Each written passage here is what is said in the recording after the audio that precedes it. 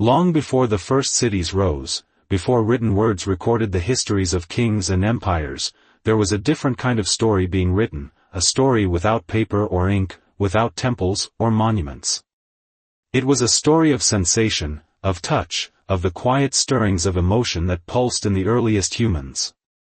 It is in these flickering beginnings that we find the origin of what would one day be called love, a feeling so profound it could warm the heart, yet, as we will discover, it carries within it the first seeds of pain. Imagine a vast, sun-drenched savanna. Herds of animals move in slow rhythm across the golden plains. The wind carries the scent of dry grass, the distant cry of a predator, and the earthy smell of sun-baked soil. Among the trees and rocky outcrops, early humans, our distant ancestors, gather. Their bodies are lean, adapted to survival. Their eyes are sharp, scanning for danger. Yet, amidst the necessity of survival, there is something else at work, a glimmer of connection, a subtle recognition of another. The emergence of social bonds in these early communities was not a trivial matter. Survival demanded it. Those who hunted, foraged, and protected alone had little chance of enduring the harsh landscapes of prehistoric life. But the first attachments went beyond practicality. In the shared labor of hunting and gathering, in the cooperative building of shelters, in the soft exchange of a reassuring touch, early humans began to experience what it meant to care for another. And with care came something new, vulnerability. Vulnerability, the very essence of what would become love, is a paradox. It is at once exhilarating and terrifying. To reach toward another being, to offer trust, attention, or warmth, is to expose oneself to the possibility of loss. In those first flickers of emotional awareness, our ancestors may have felt the pleasure of companionship and the subtle sting of jealousy, the excitement of closeness and the latent fear of separation. Love, in its most primitive form, was inseparable from the risk of pain. Archaeologists and anthropologists have pieced together glimpses of this emotional awakening from the bones, the tools, and the landscapes our ancestors left behind. Burial sites suggest care and mourning. The positioning of bodies hints at attachment and ritual. Stone tools, once thought to be purely functional, now appear as objects that may have been shared, gifted, or left as tokens of connection. Even without language as we know it, humans found ways to communicate feeling, to signal desire, loyalty, and grief. These were the first whispers of what we would one day call love. But there is more to this dawn than the quiet comfort of companionship. In the shadows of the savannah, in the sudden roar of a predator, in the cruel unpredictability of nature, love revealed its first danger. Bonds that once offered warmth could be broken by death, illness, or violence. The tender attachment between two beings could, in an instant, become a source of pain. And perhaps it is here, in this fragile balance between connection and loss, that humans first learned that to feel deeply is to risk suffering deeply. Yet, even in the face of danger, there was an irresistible pull toward connection. The human heart, even in its earliest form, sought the company of another. The act of leaning in, of touching, of exchanging a glance, was not merely a survival tactic, it was a profound declaration of awareness. I see you. I recognize you. You matter. In these simple gestures, in the quiet rhythm of shared life, love began to emerge, carrying with it the potential for both joy and heartbreak. The savannah, with its endless horizons, witnessed the first tender glances, the first protective embraces, the first silent mourning. And while we cannot hear the words our ancestors spoke, the echoes of their emotions remain inscribed in our own biology. The capacity to care, to long, to grieve, these are gifts inherited from those who walked before us, those who first understood the delicate, dangerous beauty of attachment. As we step into the story of love's earliest pains, we are reminded that this is more than a story of prehistoric life, it is a story of ourselves. Every gesture of care, every pang of loss, every flicker of desire is a thread that connects us to that distant past. The dawn of feeling is not merely an abstract concept, it is the foundation of human experience, the first chapter in the long, winding tale of what it means to love, and to hurt. Here, in the quiet moments before language, before history, before civilization, we begin to see the human heart in its earliest form, tentative, fragile, yet incandescent with possibility. Love was born in vulnerability, and from that birth came the first knowledge that to open one's heart is to invite both delight and sorrow. And in this knowledge, our ancestors took the first unsteady steps into the profound emotional journey that would define our species. The first flicker of fire did more than illuminate the dark nights of prehistoric life, it illuminated the human heart. Around a crackling hearth, shadows danced across the faces of our ancestors, painting them in shades of awe, warmth, and sometimes fear. Fire was survival, yes, it kept the predators at bay, cooked the food, and offered warmth, but it was also a crucible for emotion. In its glow, humans learned not only to protect their bodies but to nurture their hearts. Imagine a group huddled together in a shelter of branches and animal hides. Smoke drifts lazily into the star-strewn sky. The night is cold and uncertain, but the fire radiates a fragile security. In this light, eyes meet, hands touch, and voices, soft, tentative, melodic, begin to carry the first human stories. These stories were not just about hunting or migration.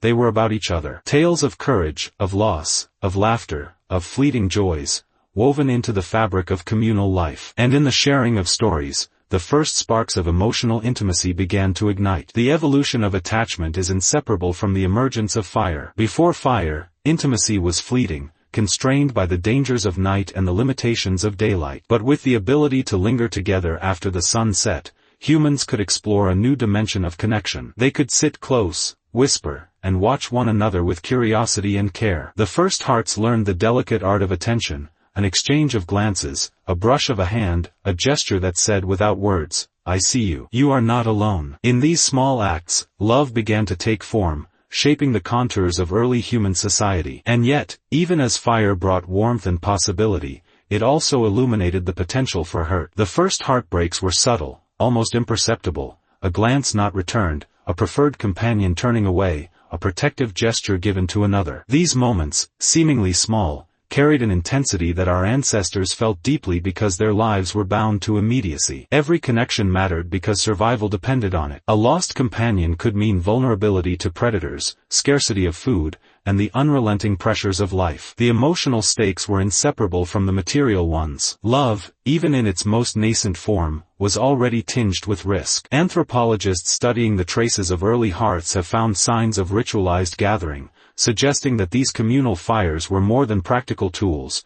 They were spaces of emotional experimentation. People lingered longer than necessary around the flames. They shared food in careful, deliberate acts that implied generosity and trust. They touched, embraced, and communicated through gestures and expressions that transcended language. Around fire, the human heart learned its first lessons about reciprocity and expectation, about the subtle joy of mutual attention and the sorrow of absence. Consider the example of early pair bonds. Though prehistoric humans did not record their emotions in writing, modern interpretations suggest that attachment was crucial for raising children, maintaining alliances, and ensuring group cohesion. Love was, in essence, a survival mechanism that had a profound emotional dimension. The first romantic or affectionate bonds were not abstract. They were lived experiences, daily negotiations of trust and care. And when those bonds were tested, by death, jealousy, or the unpredictability of circumstance, the human heart began to understand a fundamental truth: to care deeply is to risk suffering deeply. Even the landscape played its part in shaping emotion. Imagine the crackling firelight throwing shadows against the walls of a cave or the overhang of a rock. Outside, the wilderness was alive with the rustle of leaves, the distant roar of predators, and the ceaseless whisper of wind through the grass. In the juxtaposition of safety and danger, intimacy and isolation, humans discovered the intensity of emotional experience. The very act of turning toward another being, of offering attention in the face of threat, heightened the stakes.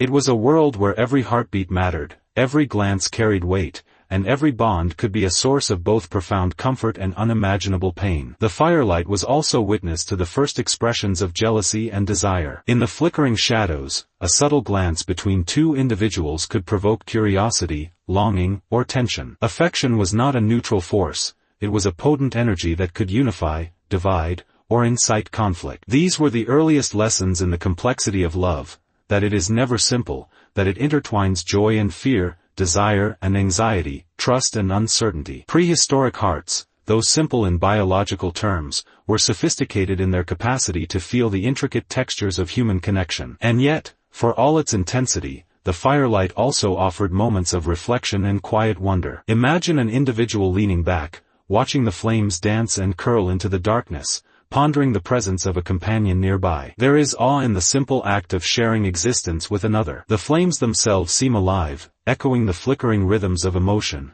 sometimes gentle, sometimes wild, always unpredictable. In these moments, love was not only a force that bound humans together, it was a lens through which they began to see the world, a quiet acknowledgement of beauty and fragility in the midst of uncertainty. As we look back across tens of thousands of years, we can see how the simple act of gathering around fire shaped the trajectory of human emotional evolution. Firelight became a crucible not only for cooking but for the human soul. Around it, the first hearts learned to navigate the delicate terrain of attachment, to experience the intensity of connection, and to confront the inevitability of loss. These lessons, learned in shadow and flame, set the stage for every act of love that would follow, from the earliest pair bonds to the complex philosophical understandings of affection that would emerge millennia later. The firelight, in its warm, trembling glow, illuminates not just the faces of our ancestors but the contours of our own hearts.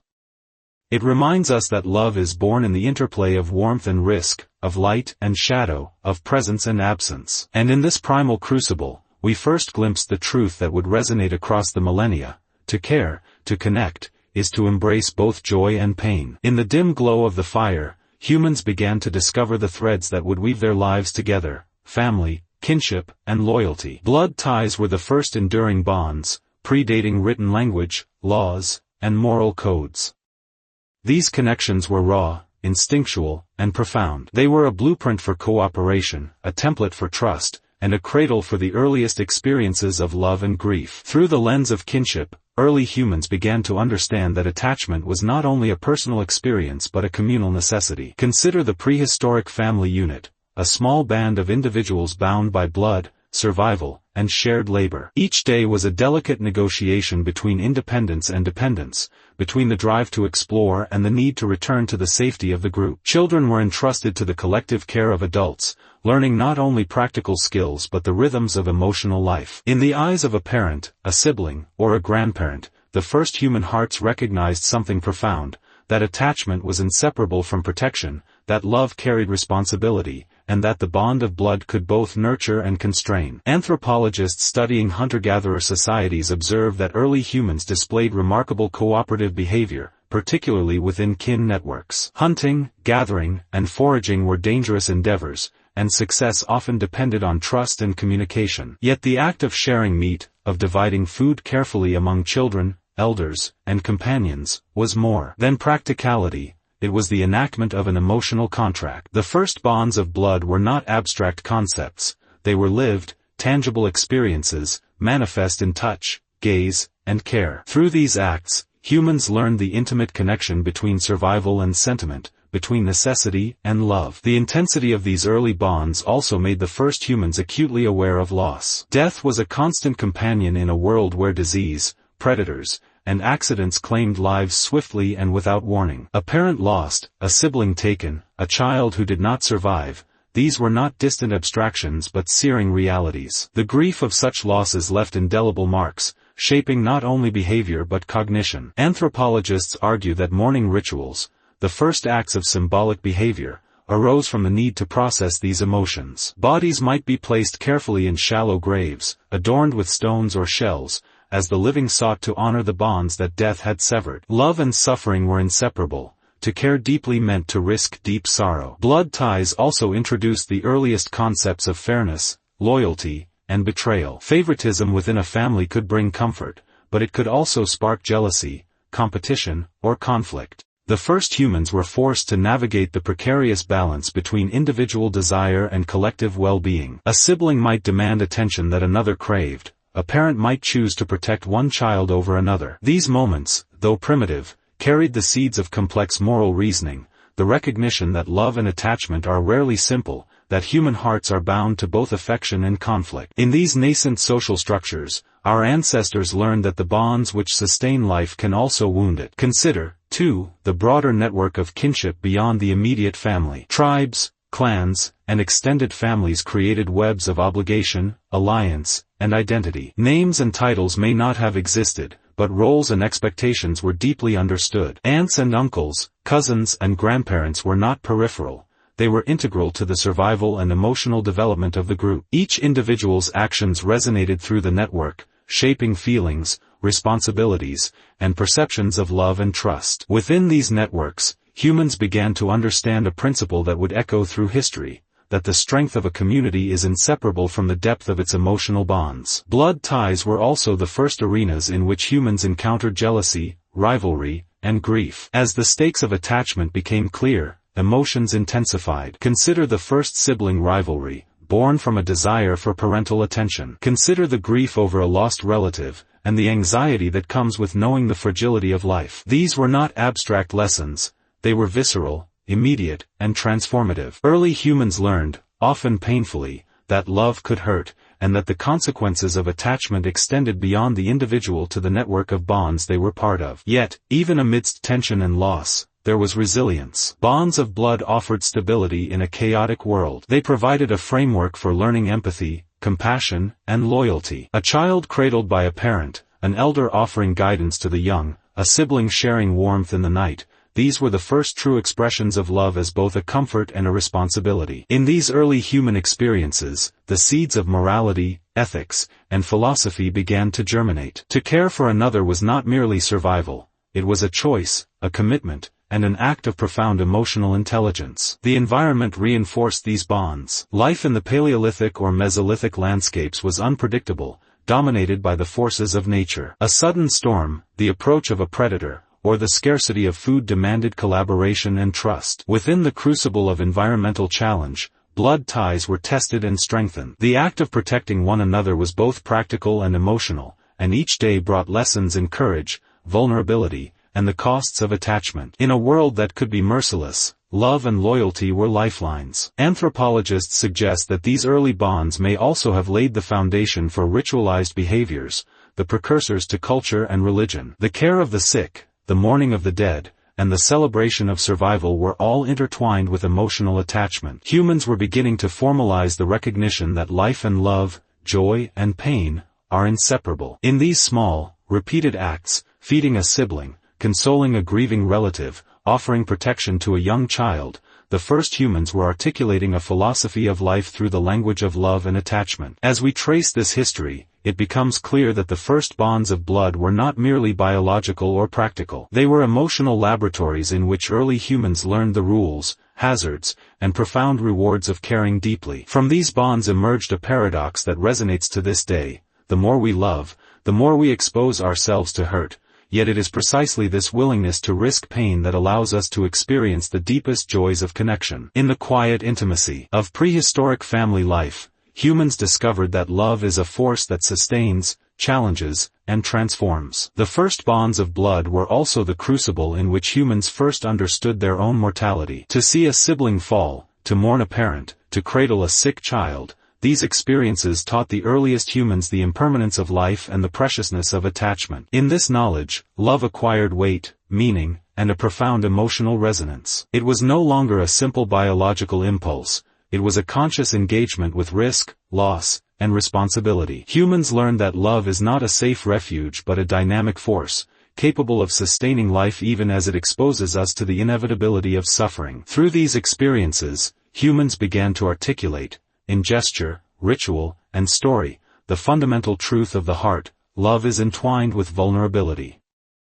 The first bonds of blood were the mirror in which early humans glimpsed themselves, capable of great care, fierce loyalty, and devastating grief. And it is this mirror that continues to reflect through millennia, teaching every generation the same essential lesson: to love is to open oneself to hurt, yet it is precisely this risk that defines our humanity. In the quiet moments of early life, humans discovered the profound language of observation. Eyes, more than hands or voices, became the instruments of understanding, memory, and emotional resonance. Through gaze alone, early humans could communicate affection, warning, desire, or sorrow. The eyes became mirrors, reflecting both the self and others, and in them, the first awareness of empathy, recognition, and emotional attachment took root. It was through watching and being watched that humans began to understand the complex interplay between presence, awareness, and the delicate vulnerability that comes with caring deeply. Imagine a child in a prehistoric encampment, silently observing the adults as they work, hunt, and teach. The child's eyes absorb lessons that words could not yet convey: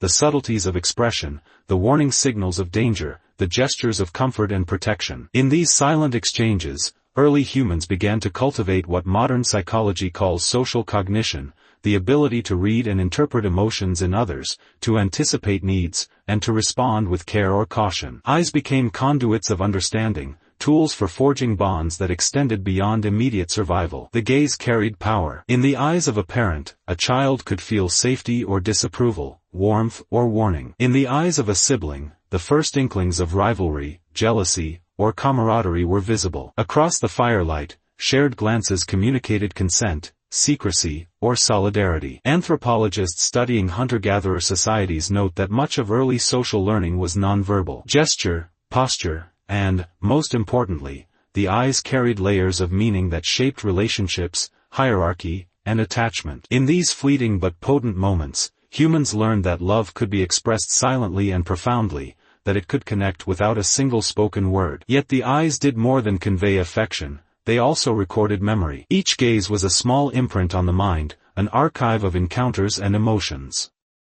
Early humans may have had no written language, but the eyes preserved the narrative of life. The glance of warning before a predator attack, the fleeting joy at a successful hunt, the sorrow at the death of a loved one. These visual memories became part of the emotional fabric of the group, guiding decisions, shaping empathy, and teaching the young how to navigate the complexities of human connection. To look and to remember was to participate in the ongoing story of the tribe, to inherit not only survival skills but the emotional wisdom of generations. Consider the experience of loss, reflected and remembered through the eyes. When a family member fell ill or died, the eyes of those left behind captured grief in ways that words could scarcely express. The silent recognition of absence, the gaze cast toward empty spaces, became rituals of mourning long before formal ceremonies emerged. In these early human societies, eyes were the repositories of emotional history, carrying the memory of love, attachment, and loss.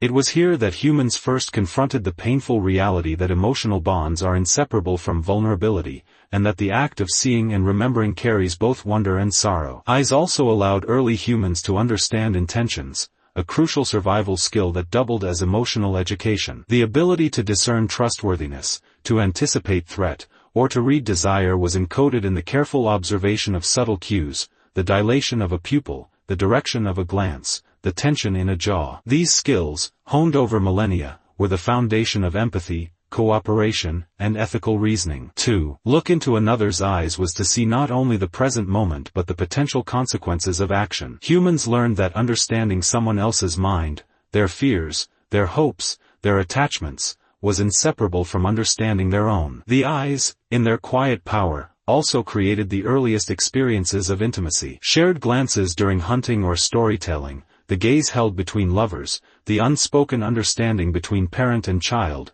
all of these moments reinforced bonds.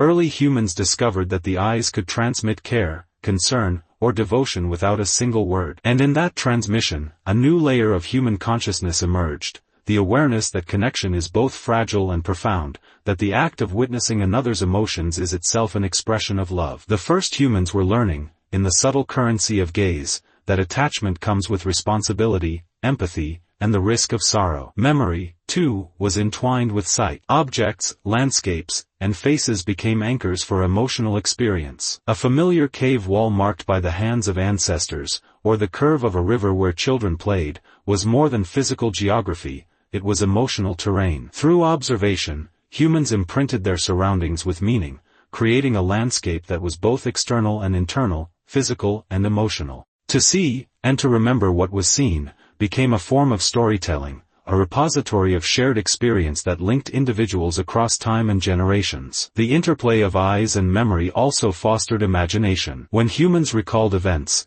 they reconstructed them in the mind's eye, sometimes embellishing, interpreting, or understanding them in new ways. This capacity allowed for reflection and speculation, pondering why a loved one behaved as they did, imagining future dangers, or considering the consequences of attachment and care. Early humans were not only recording the present, they were projecting into the future and reflecting on the past. Eyes became instruments of thought, consciousness, and philosophy, connecting the visible world with the inner life of reflection. Yet with this power came awareness of pain. Observing suffering, whether of self or others, was a lesson in the cost of attachment. The eyes of a grieving sibling or mourning parent communicated an intensity of emotion that was impossible to ignore. Early humans realized that empathy, while essential for cooperation and survival, also meant vulnerability. The more one cared, the more one felt. Love and sorrow were inseparable, and it was in the gaze, the silent witness of human eyes, that this paradox was first fully understood. Through the eyes, humans began to encode social norms, ethics,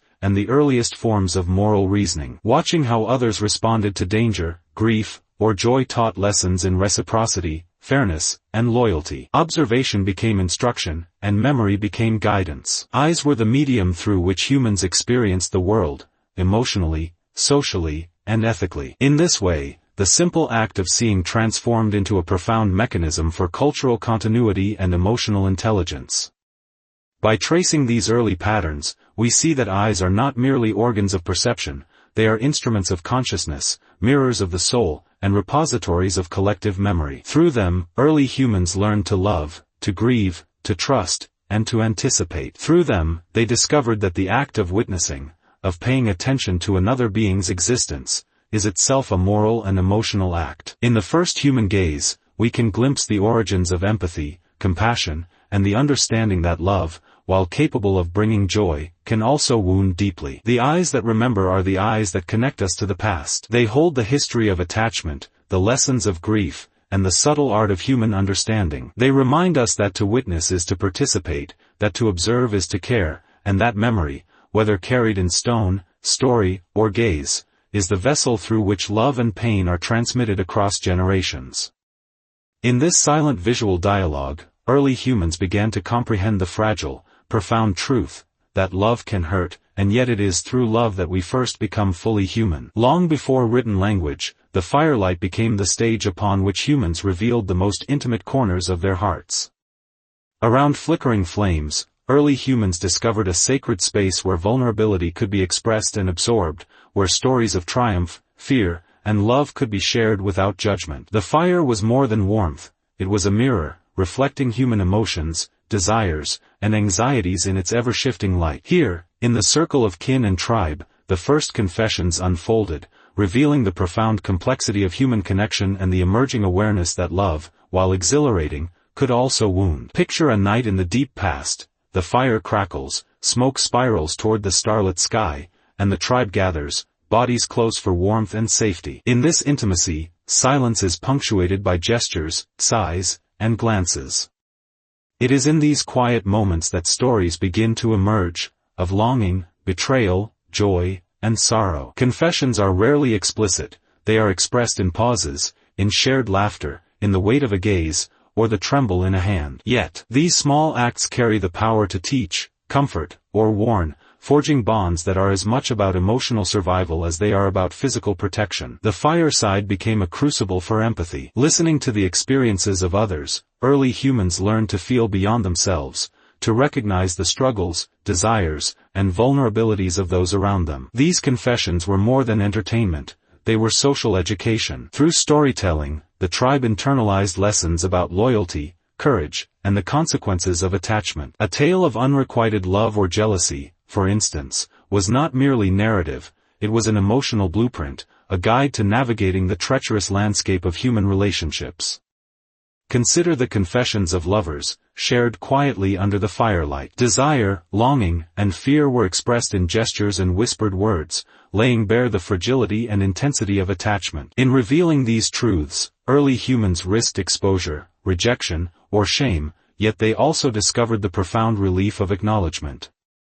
To confess was to connect, to open the soul to another, and, in doing so, to confront the potential for pain that accompanies affection. These moments marked the first conscious understanding that love and vulnerability are inseparable, that the joy of intimacy carries the shadow of possible suffering. The fire itself shaped the emotional experience. Its warmth encouraged closeness, while its flickering shadows created an environment of reflection and contemplation. Humans could see themselves in the fire, feel the rhythms of its light and heat, and sense the impermanence of all things. This interplay between external environment and internal experience deepened the emotional resonance of confessions. Stories told by firelight were not only heard, they were felt, imbued with an intensity that forged connections across generations. Anthropologists have observed that communal gatherings around fire served as early forms of ritualized communication. Storytelling, song, and mimicry allowed individuals to explore complex emotions safely within the bounds of the group. Through these fireside confessions,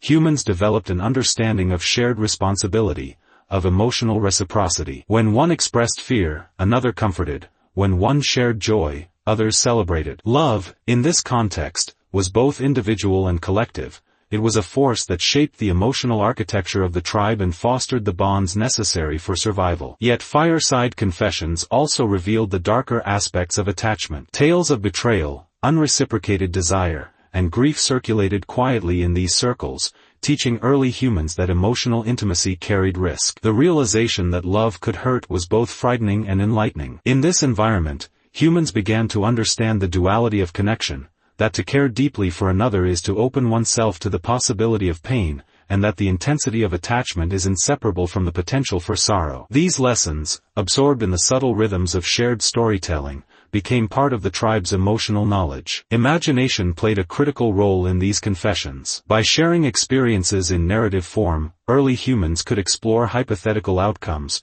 consider alternative choices, and reflect on the consequences of emotion-driven actions. A story of jealousy, for instance, could illuminate the dangers of possessiveness without requiring the listener to experience it firsthand. A tale of unfulfilled desire might evoke empathy and foresight. Fireside confessions allowed humans to rehearse emotional responses, refine moral reasoning, and anticipate the complex dynamics of human relationships, all within the safe container of narrative and ritual. The communal aspect of the fireside amplified its significance. Confessions were rarely solitary. They were shared, witnessed, and interpreted collectively. Each listener became a participant in the emotional experiment, adding their silent reactions, gestures, and reflections to the unfolding story. This network of shared understanding reinforced social cohesion and allowed individuals to navigate the intricate web of affection, rivalry, and loyalty that defined early human life. In this way, fireside confessions were as much about community as they were about individual emotion, bridging private experience with collective wisdom. Through these early practices, humans discovered the transformative power of storytelling. By articulating their innermost experiences, fear, love, hope, regret, they began to externalize emotion, to shape it into something tangible that could be shared, remembered, and reflected upon. Love was no longer merely a private sensation, it was a force woven into the fabric of social life, capable of inspiring courage, guiding behavior, and creating profound emotional resonance. Yet with this revelation came awareness, that love, while essential to human connection, carries vulnerability, risk, and sometimes heartbreak. The fireside then became the first laboratory of the human heart. In the flickering glow, humans tested the boundaries of affection, learned the nuances of empathy, and discovered that emotional honesty is both a gift and a gamble. To confess was to expose oneself, to invite understanding or rejection, to enter into a delicate contract of trust. In doing so, early humans began to grasp a fundamental truth, that the act of opening one's heart to another, while exhilarating, is inseparable from the potential for hurt. And in this understanding, they laid the foundation for the depth, complexity, and beauty of human love as we know it today. Fireside confessions were more than social interaction. They were a bridge between survival and consciousness. They allowed early humans to explore the emotional landscape of their lives, to reflect on the consequences of attachment, and to experience the profound duality of love's pleasure and pain. In the dance of flame and shadow, they began to understand that love, though capable of suffering, is the very essence of human connection. It is through these intimate, flickering moments that the first humans glimpsed the paradox at the heart of their existence, that to love is to risk, and that in risking, they became fully alive. Desire is a force as ancient as the first heartbeat, as elemental as the pull of the moon on the tides. In early human life, it was both a guide and a hazard, leading individuals toward connection, reproduction, and joy, yet also toward envy, rivalry, and suffering. In the shadowed corners of the prehistoric world, desire became a secret companion, whispered in the quiet of hunting grounds, flickering in the firelight, and etched into the glances, gestures, and unspoken communications between individuals.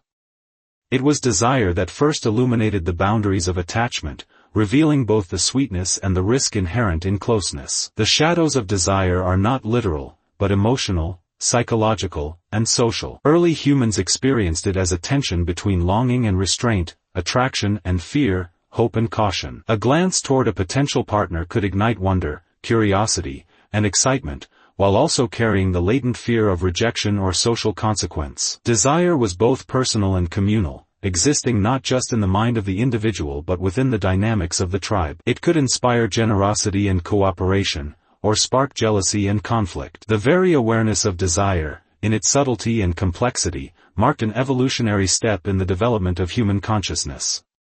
Consider the hunter-gatherer encampment. Night settles over the land, and the tribe gathers in shared shelter. Shadows flicker across faces, and eyes meet in fleeting moments of recognition. Desire manifests not only in the pursuit of intimacy but in the acknowledgement of difference, the subtle signals that communicate interest, availability, and emotional resonance. A tilt of the head, a prolonged gaze, a hesitant smile, all become the language of longing. It is a silent dance, mediated by body, expression, and proximity, revealing that the human heart has long been attuned to the nuances of attraction and connection. Anthropologists studying early human society suggest that desire played a critical role in social cohesion. It motivated individuals to invest in relationships, to navigate the intricate web of bonds that ensured survival and cooperation. Yet desire was double-edged. The same impulse that drew two individuals together could sow tension among rivals, ignite jealousy, or threaten the balance of the group. Recognizing this, early humans developed strategies of subtlety and discretion, learning to express attraction without destabilizing the delicate social ecosystem. Desire, therefore, was both a personal and a collective negotiation, shaping behaviors, alliances, and hierarchies. Within this shadowed realm, the first lessons about the fragility of the human heart began to emerge. Desire, in its intensity, carries vulnerability. The longing for connection exposes the self to disappointment and loss. Early humans, through observation and experience, realized that affection and desire are entwined with the risk of hurt. A story shared by the fireside about a spurned suitor, a failed courtship, or a lost companion became a cautionary tale, a guide to navigating the emotional terrain that desire reveals. Through these narratives, they learned to balance hope with caution, passion with patience, and intimacy with restraint. The environment itself heightened the shadows of desire. Dense forests, open plains, and harsh winters all shaped the contexts in which attraction and connection unfolded. In confined spaces, where resources were limited and survival depended on cooperation, desire had to be measured, tempered, and negotiated. In open landscapes, where encounters were rarer and choices more dispersed, desire could flourish in imagination and anticipation. These physical settings influenced the ways in which humans experienced and expressed longing, embedding emotional and social lessons within the very geography of their lives. Desire also intersected with the human capacity for imagination. Early humans could envision the future, anticipate the reactions of others, and consider hypothetical scenarios. Desire became a lens through which they explored possibilities: how to approach a mate, how to maintain social favor, how to express emotion without incurring risk. These mental simulations, subtle and nuanced, reveal the deep interplay between emotion and cognition, showing that desire was not merely instinctual but profoundly reflective. The shadows of desire, therefore, are as much a product of thought as of feeling, shaping behavior, memory, and social strategy. This awareness of emotional consequence fostered the first ethical reflections on love and longing. To desire is to recognize the other as a subject with their own agency, to anticipate their feelings, and to weigh the consequences of one's actions. Early humans understood, even without formal philosophy, that desire is inseparable from responsibility. The intensity of longing demands attention, mindfulness, and care, for missteps could fracture trust, wound hearts, or destabilize the delicate balance of communal life. In this way, desire is a teacher, revealing the interdependence of pleasure and pain, autonomy and attachment, risk and reward. The shadows of desire also inspired artistry, ritual, and symbolic expression. Carvings, pigments, and ornaments may have encoded longing, attraction, and admiration, transforming ephemeral feelings into tangible artifacts. Storytelling, song, and mimicry further dramatized desire, allowing it to be explored, shared, and reflected upon collectively. Desire, then, was not merely a private sensation, it was a cultural force, shaping creativity, communication, and the moral imagination of early humans. It was the first thread connecting inner emotion with outer expression, shaping both the individual and the tribe. Yet desire's shadow always hinted at pain. Early humans began to recognize that longing is inseparable from the possibility of frustration, that attraction can evoke both joy and sorrow. The lessons embedded in these experiences were subtle but profound. To seek love is to confront risk, to desire intimacy is to encounter vulnerability, and to embrace passion is to accept the potential for suffering. In understanding this, humans gained emotional depth, empathy, and wisdom, realizing that the very force that drives connection is also the source of heartbreak. In essence, the shadows of desire illuminate the paradox at the heart of human experience. They reveal the simultaneous beauty and danger of attraction, the intertwined nature of hope and fear, the delicate balance of longing and restraint. By navigating these shadows, early humans began to grasp a central truth of existence, that to feel deeply is to risk, that to love and desire is to expose oneself to hurt, and that the richness of life comes precisely from the interplay of light and shadow, joy and sorrow, connection and loss. Desire, in its quiet intensity, became the crucible in which the earliest understanding of emotional complexity was forged, shaping the human heart for millennia to come. Heartbreak is a wound without visible scars,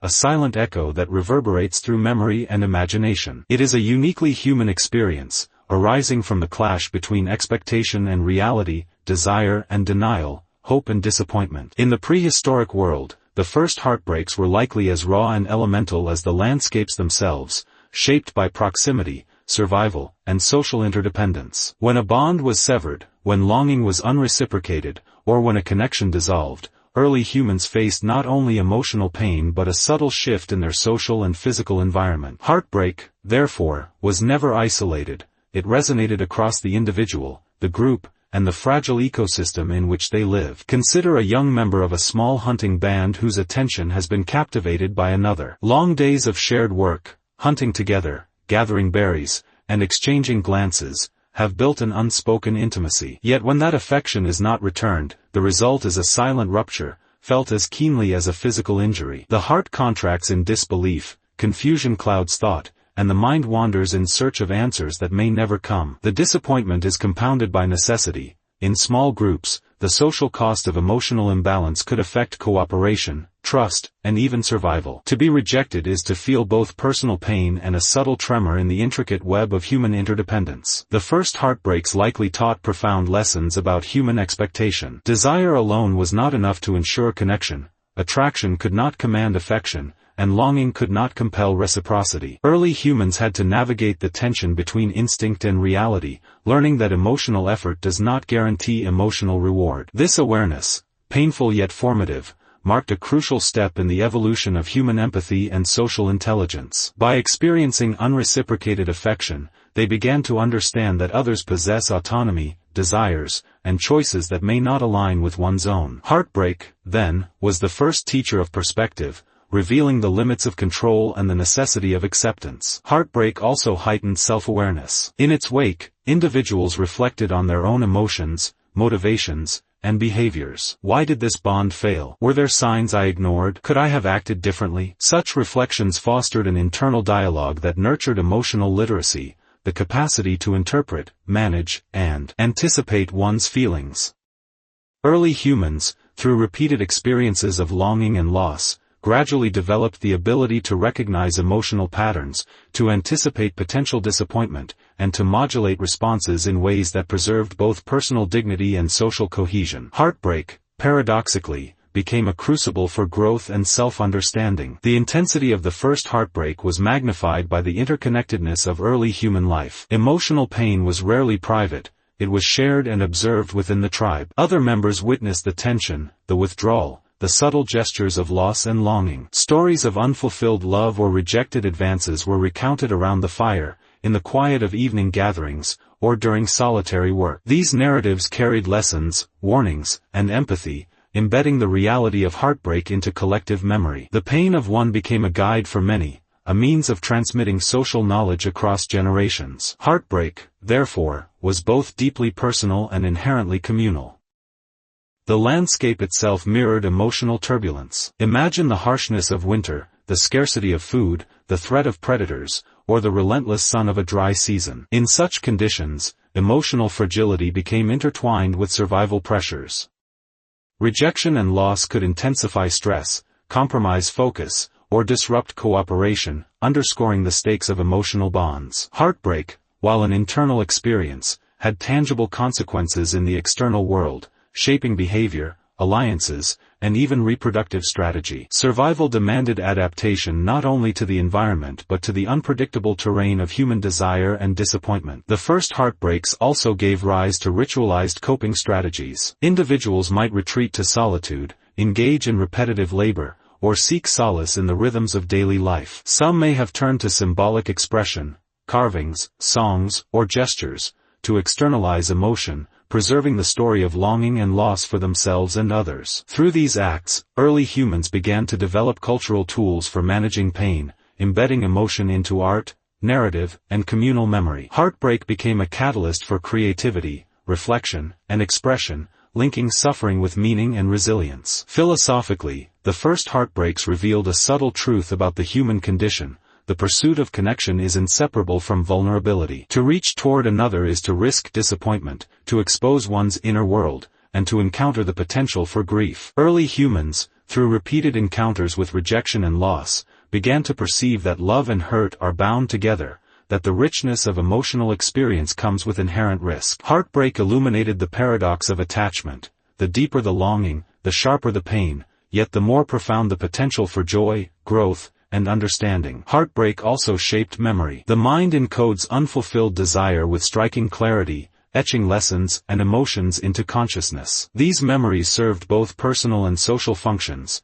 They informed future choices, guided interactions, and preserved knowledge of what brings both pleasure and pain. Early humans likely carried these emotional imprints as quietly as they carried knowledge of safe hunting grounds or seasonal migration patterns. Heartbreak became a map, tracing the contours of human emotion, marking both danger and possibility in the intricate terrain of relational life. Ultimately, the first heartbreaks were a rite of passage, a subtle awakening to the complexity of human emotion. They revealed the dual nature of intimacy, the potential for both fulfillment and pain, connection and disillusionment. By experiencing rejection, loss, or unrequited longing, early humans gained insight into themselves, their companions, and the delicate architecture of social life. Heartbreak, in all its rawness, was not merely suffering.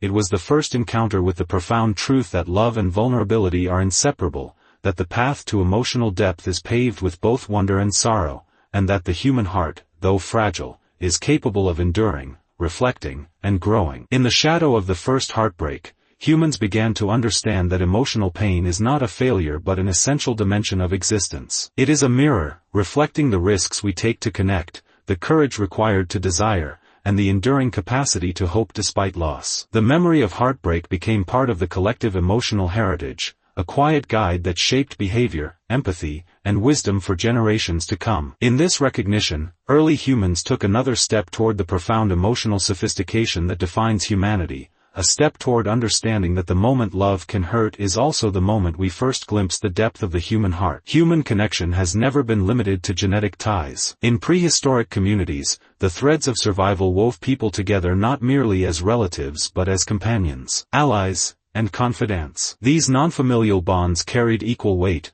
often influencing the chances of survival, the transmission of knowledge, and the emotional richness of life. When love and affection began to extend beyond kinship, a new dimension of human experience emerged, a subtle, profound expansion of the heart's capacity. Bonds beyond blood were the first conscious recognition that attachment, loyalty, and care could exist independent of shared DNA. Imagine a small tribe huddled around a fire as night falls. Within the circle, a pair of individuals share a quiet intimacy that transcends familial obligation. They exchange tasks, jokes, and moments of vulnerability. In this space, trust is earned, not inherited. The bond they forge carries emotional and practical significance. Hunting partners depend on each other for survival. Storytellers rely on one another to preserve communal knowledge, and emotional support strengthens resilience against the harsh uncertainties of the world. These bonds are chosen, cultivated, and often cherished with intensity. They are, in a sense, voluntary love,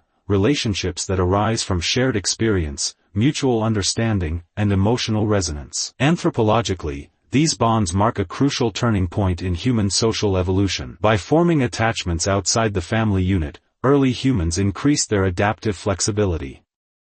Allies could be found based on shared skills, temperament, or complementary abilities, creating networks of support that enhanced collective survival. Emotional investment in these chosen relationships demanded empathy, perspective-taking, and negotiation of conflict, skills that would become hallmarks of advanced human cognition. Bonds beyond blood were more than companionship.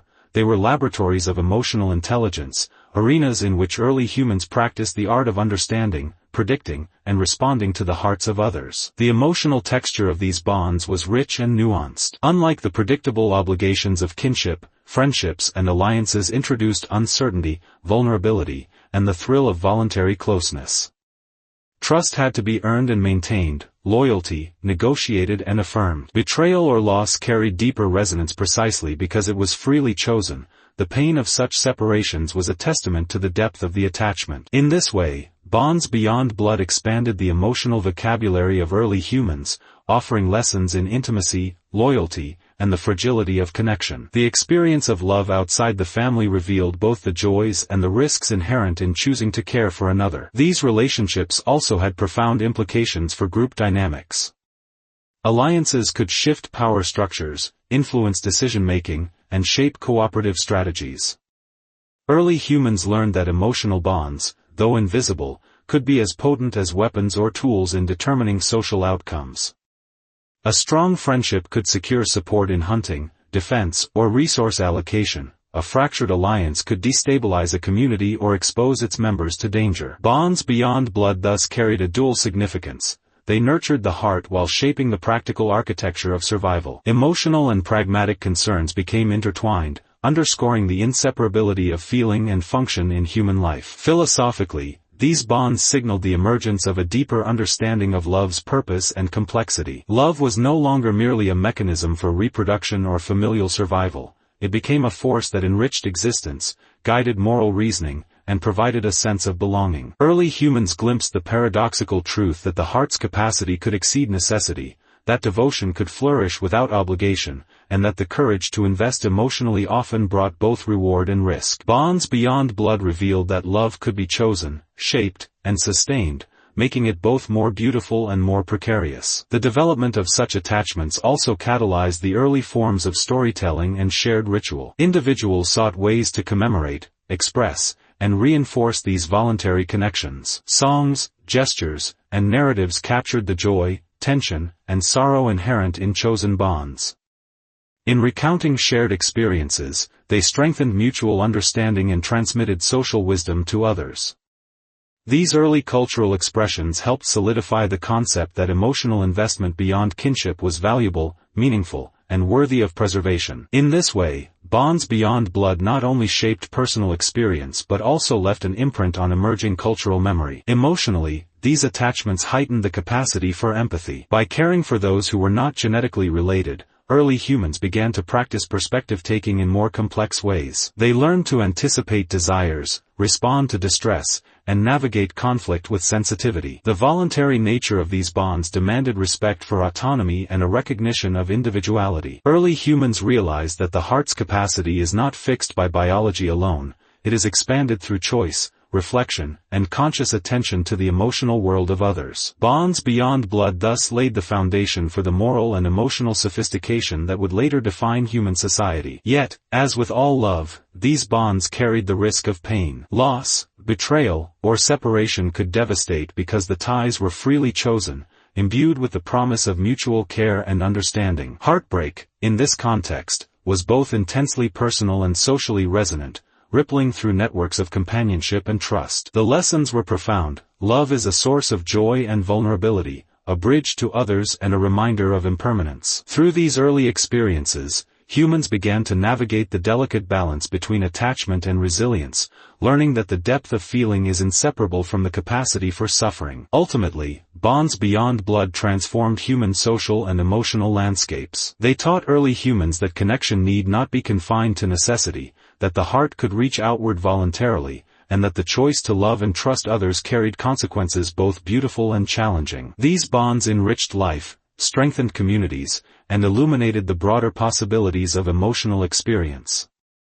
In this understanding, humans took another step toward the profound recognition that love, in all its forms, is both a gift and a challenge, a force that defines our humanity and shapes the contours of our shared journey. In these early chosen attachments, humans glimpsed the delicate interplay between freedom and vulnerability. Love beyond obligation revealed the heart's capacity for generosity, courage, and empathy.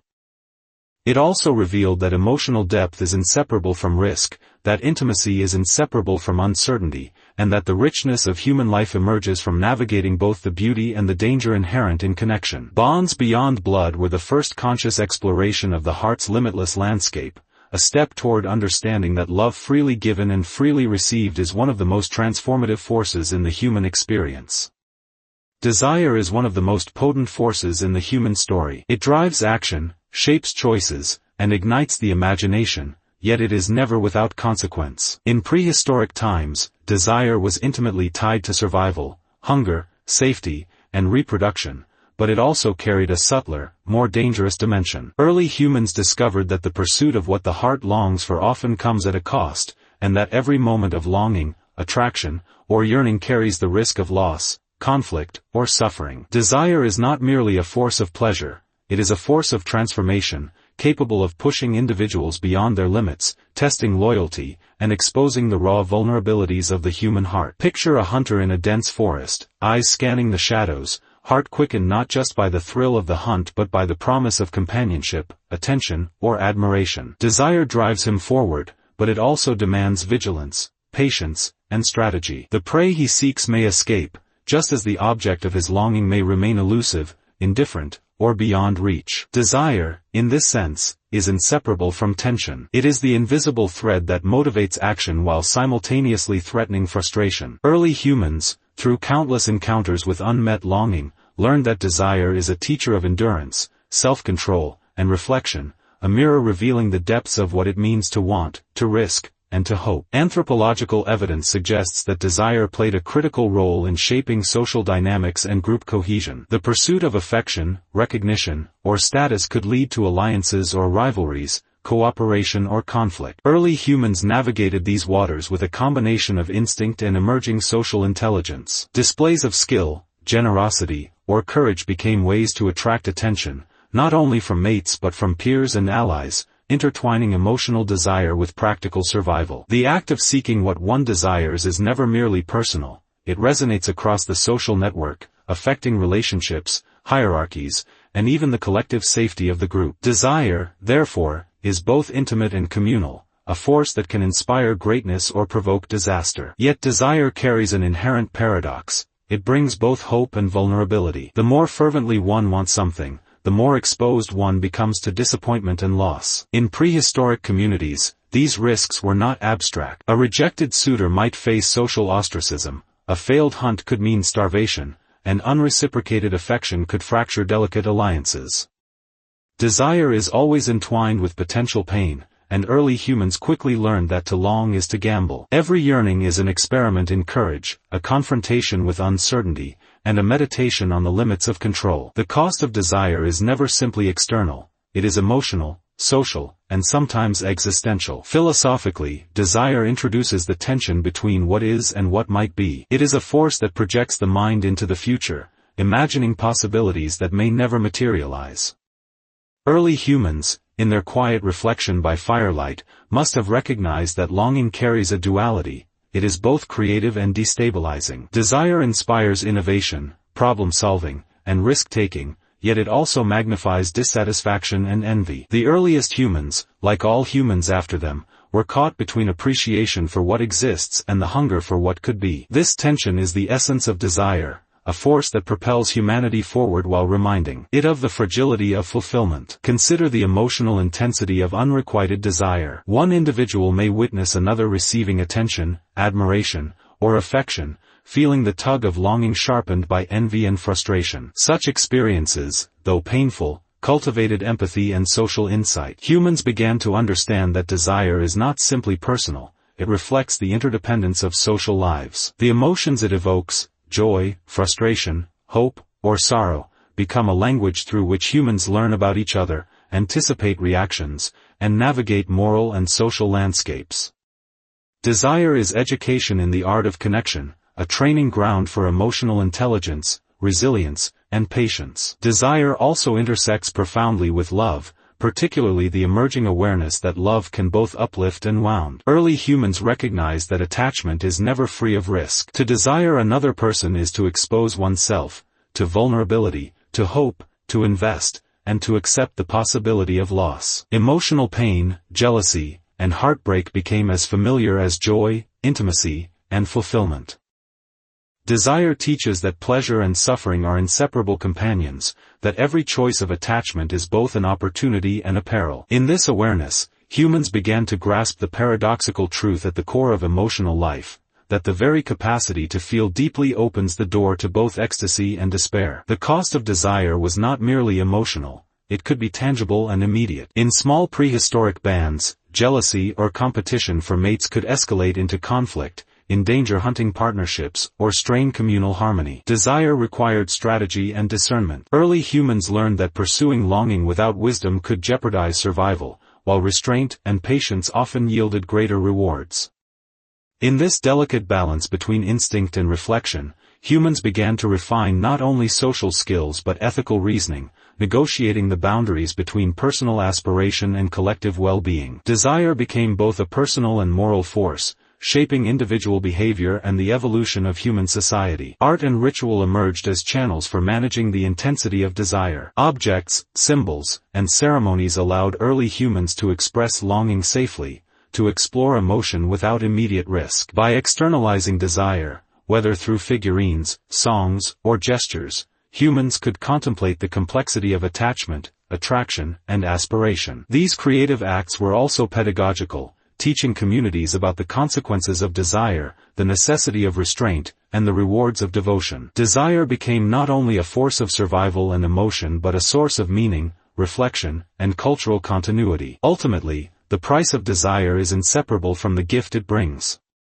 Without longing, there is no ambition, no courage, no creativity. The very act of wanting illuminates what is cherished, what is feared, and what is imagined. Early humans discovered that desire is a crucible for the human spirit. It tests, shapes, and transforms, teaching lessons that endure far beyond the immediate moment. It is the force that turns survival into story, instinct into reflection, and the ordinary into the profoundly significant. Desire is both a mirror and a lens, revealing the heart's depth while focusing the mind on the mysteries of connection, risk, and fulfillment. In embracing desire, early humans embraced life itself, recognizing that every risk carried potential reward and that every longing reflected the boundless complexity of the human experience. They learned that to desire is to be fully alive, to encounter both joy and suffering, and to navigate the delicate architecture of the heart. The price of desire is high, yet it is the cost of the very richness that defines humanity, a life imbued with longing,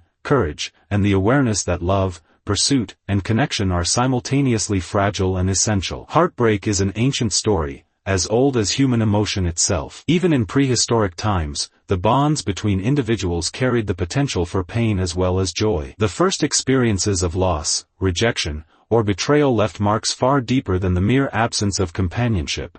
They revealed the fragility of attachment and the profound consequences of emotional investment. Early humans, forming the earliest intimate connections, discovered that love was never a simple equation of attraction and desire. It was a delicate interplay of trust, expectation, and vulnerability, where the failure of one bond could reverberate across the individual, the social group, and even survival itself. Imagine a young member of a hunter-gatherer band who has devoted attention, gifts, and care to another. Perhaps they offered food, protection, or companionship, gestures meant to strengthen connection. Yet the desired attention is not returned, or the bond is broken by circumstances beyond control, a rival, a move to another group, or the unpredictable forces of nature. The experience is immediate, visceral. The heart feels both heavy and hollow, the mind consumed by the puzzle of what went wrong. Early humans had no words for heartbreak as we do now, yet they felt it in every fiber of their being. The physiological response, the racing heart,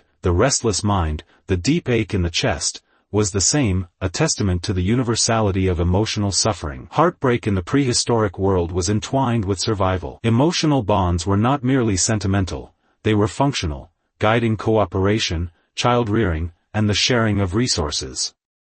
A ruptured attachment could have real consequences, reduced support, increased risk during hunts, and even social isolation. The stakes made the emotional pain acute. Loss was not abstract, it could threaten life itself. In this context, heartbreak was both a personal trial and a survival lesson. It demanded resilience, reflection, and adaptation. Early humans had to navigate not only the ache of personal loss but also the practical challenges that accompanied the absence of a trusted companion. The first heartbreaks also revealed the universality of human suffering.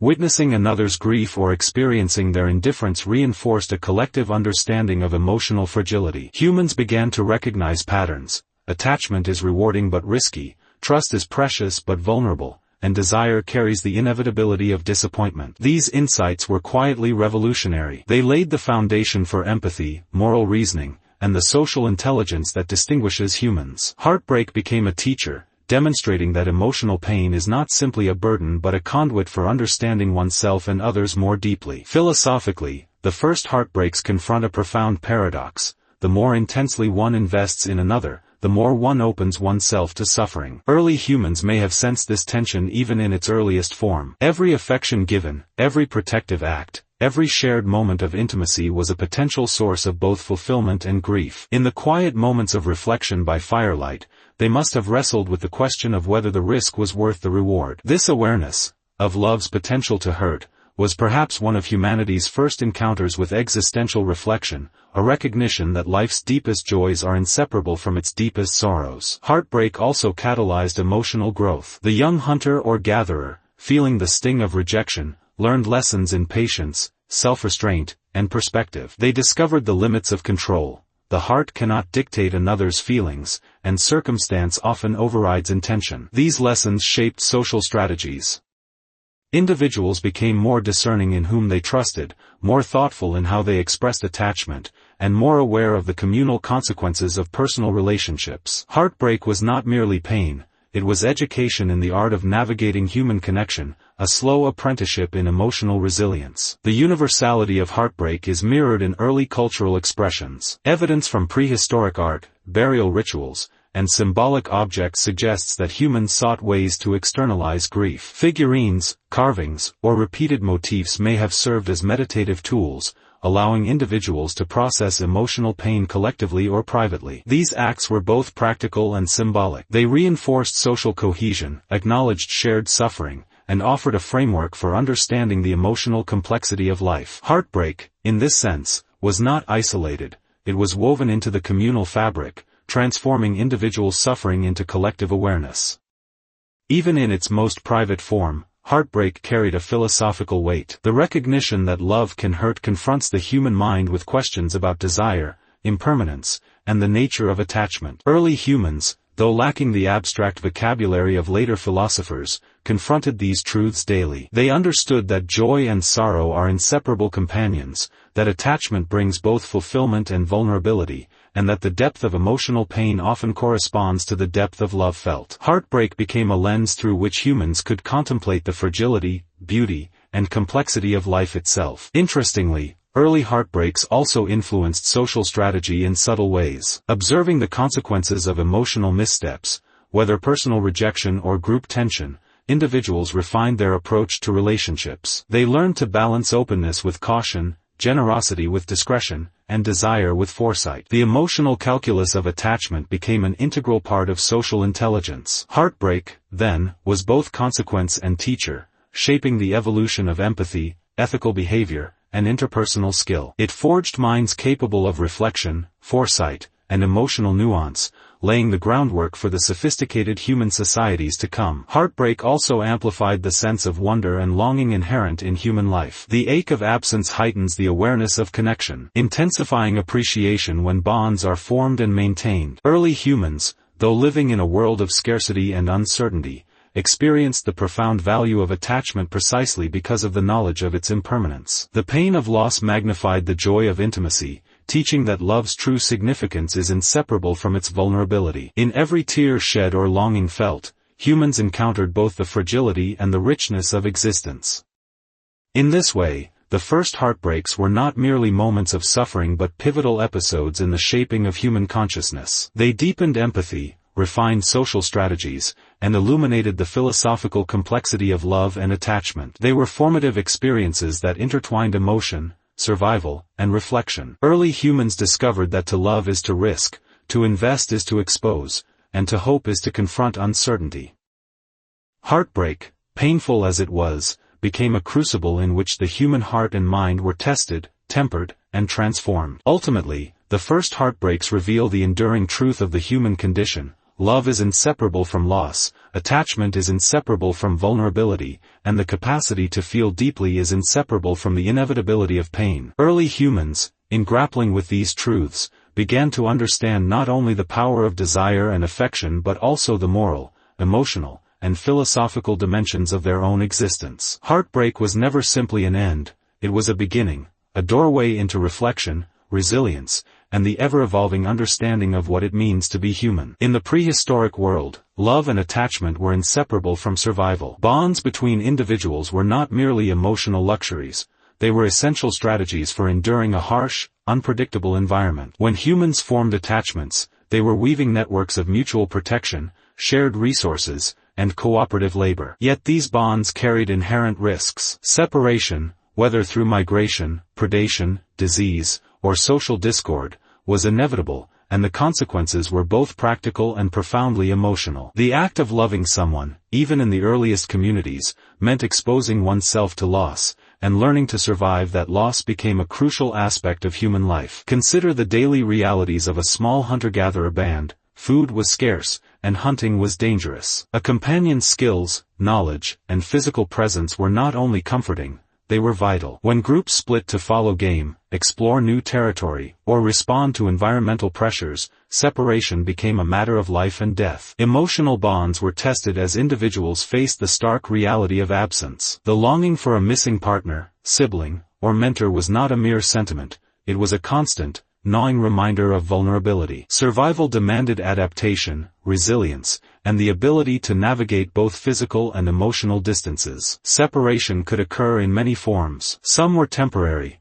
a hunter embarking on a long expedition, a group moving to a new territory, or a ritual journey that required individuals to leave familiar companions behind. Other separations were permanent, caused by death, injury, or exile from the group. Each scenario carried its own emotional weight. Temporary absences heightened the value of reunion, creating moments of intense anticipation, relief, and renewed connection. Permanent separations, by contrast, forged long-lasting grief and reflection, teaching early humans that loss was an inevitable companion of attachment. Anthropologically, these experiences shaped social behavior. Early humans developed mechanisms to cope with the absence of loved ones. Rituals, storytelling, and symbolic objects emerged as ways to preserve memory and maintain emotional continuity across distances. A carved figurine, a decorated weapon, or a shared song could serve as a tether, connecting individuals despite physical separation. These practices were not mere superstition, they were practical tools for emotional survival. They reinforced social cohesion, mitigated anxiety,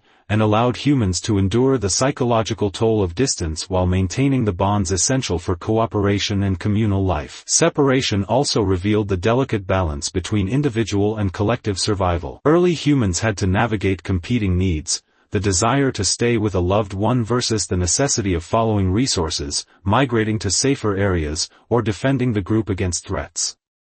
Emotional intelligence became as crucial as physical skill. Understanding when to remain, when to let go, and how to maintain bonds across distance was a matter of survival. These decisions, shaped by both empathy and necessity, laid the foundation for complex social strategies that would define human communities for millennia. The interplay of survival and separation introduced an intense, emotional rhythm to prehistoric life. Joy and sorrow existed not as abstract concepts but as lived experience, tightly coupled with the daily struggle to endure. When a companion returned after a long absence, the reunion was heightened by relief and gratitude, a vivid emotional contrast to the anxiety endured during separation. Conversely, loss magnified the fragility of attachment, compelling individuals to reflect on the impermanence of life and the value of every connection. These emotional experiences were not trivial.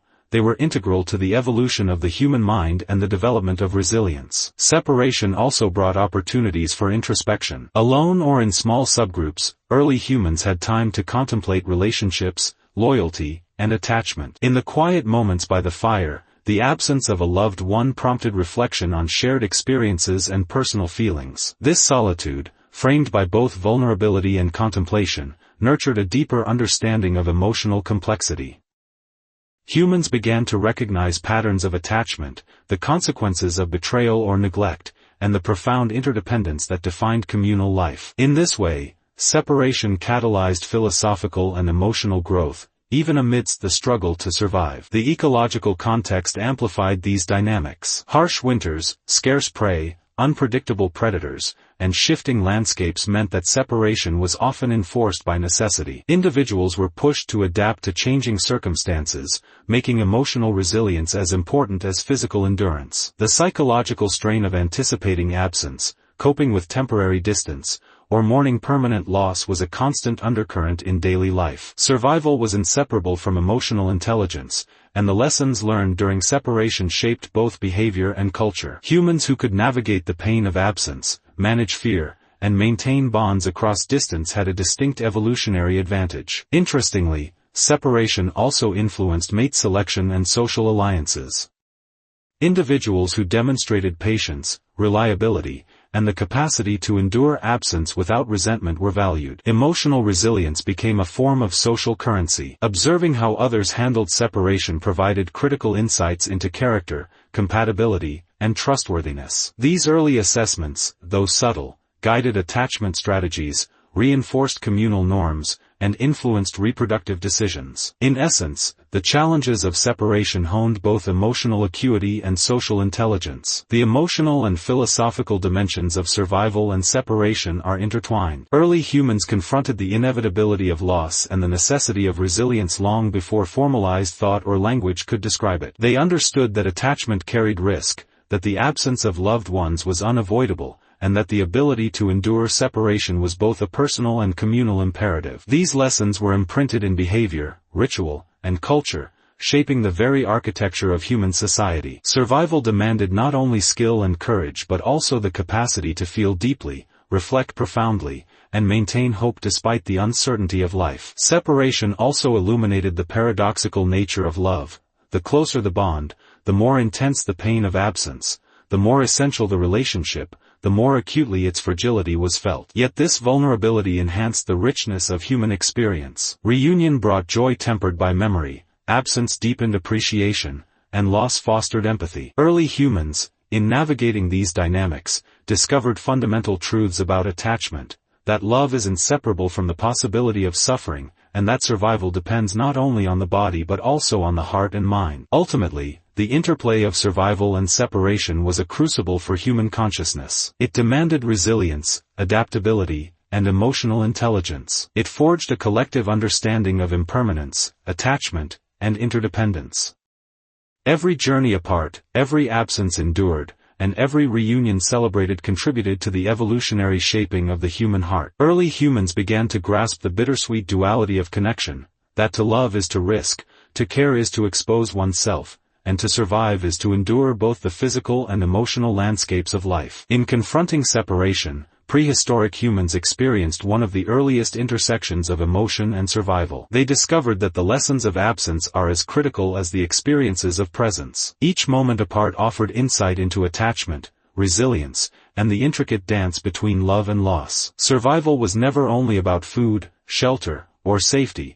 It was about maintaining bonds across space and time, navigating the tension between desire and reality, and understanding that emotional endurance is as vital to human flourishing as physical strength. Separation, in its many forms, became both a test and a teacher. Early humans learned to endure longing, to reflect on connection, and to navigate the delicate balance between attachment and autonomy. The interplay between survival and separation revealed the profound complexity of the human experience, highlighting how the earliest bonds shaped not only daily life but the very evolution of empathy, social intelligence, and consciousness itself. It is in these moments of absence, as much as in the presence of love, that humans first understood the profound, sometimes painful depth of being together and apart. Desire, in its earliest forms, was inseparable from survival, yet it quickly evolved into something far more intricate, intimate, and paradoxical. For prehistoric humans, desire was not merely physical attraction, it was an instinct shaped by necessity, emotion, and social complexity. It guided choices that affected reproduction, cooperation, and social cohesion. To desire someone or something was to anticipate both pleasure and risk. It was a force that could unite individuals and communities but also create tension, jealousy, and heartbreak. Desire, in other words, was one of the earliest mechanisms through which humans began to confront the duality of love, its ability to nurture and to wound. In hunter-gatherer societies, desire often carried practical undertones. Attraction frequently aligned with indicators of strength, health, and resourcefulness. A skilled hunter or gatherer, capable of providing nourishment and protection, naturally inspired admiration and longing. Likewise, individuals who demonstrated empathy, social intelligence, or cooperative tendencies were highly valued. Desire, therefore, was not arbitrary. It was informed by evolutionary pressures and environmental realities. Yet even within these practical frameworks, the emotional intensity of longing added a layer of unpredictability. The mind, already capable of reflection, began to shape desire beyond immediate necessity, infusing it with imagination, anticipation, and emotional nuance. The evolution of desire is closely intertwined with ritual and cultural development. Early humans created ceremonies, courtship displays, and symbolic objects that amplified attraction and reinforced bonds.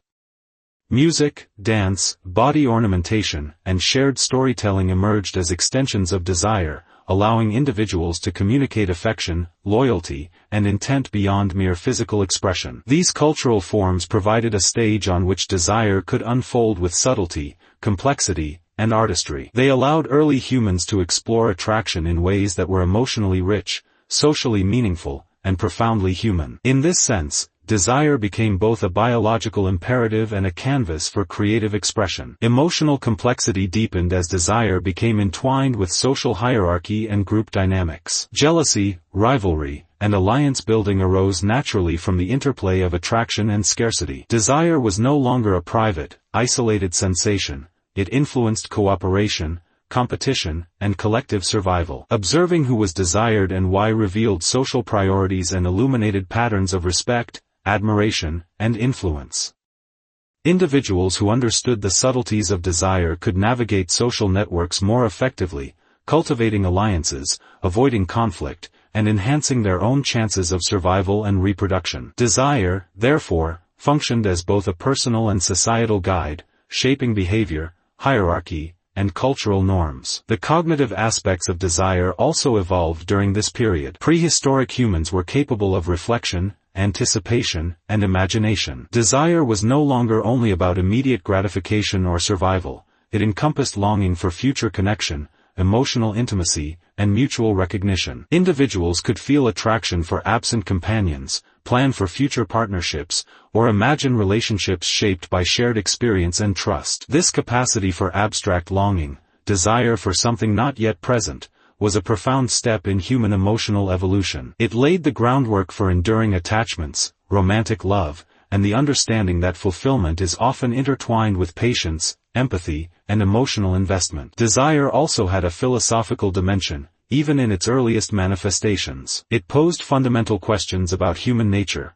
Why do we crave connection? Why does the absence of a loved one create pain as intense as physical danger? Why does longing inspire both creativity and suffering? Prehistoric humans, through lived experience, began to confront these questions instinctively. They discovered that desire is inseparable from vulnerability, that the capacity to long for another is both a source of joy and a potential wound. In this duality, the earliest humans encountered a profound truth: to desire is to risk, to love is to expose oneself, and to live fully is to navigate the tension between fulfillment and loss. Environmental pressures amplified the stakes of desire. In landscapes shaped by scarcity, predators, and unpredictable climate, attraction was not merely an emotional experience, it was a strategic calculation. A partner's strength, skill, and resilience could directly impact survival. Yet the intensity of longing, shaped by emotional awareness, meant that desire could also defy rational calculation. A favored companion might not be the most resourceful,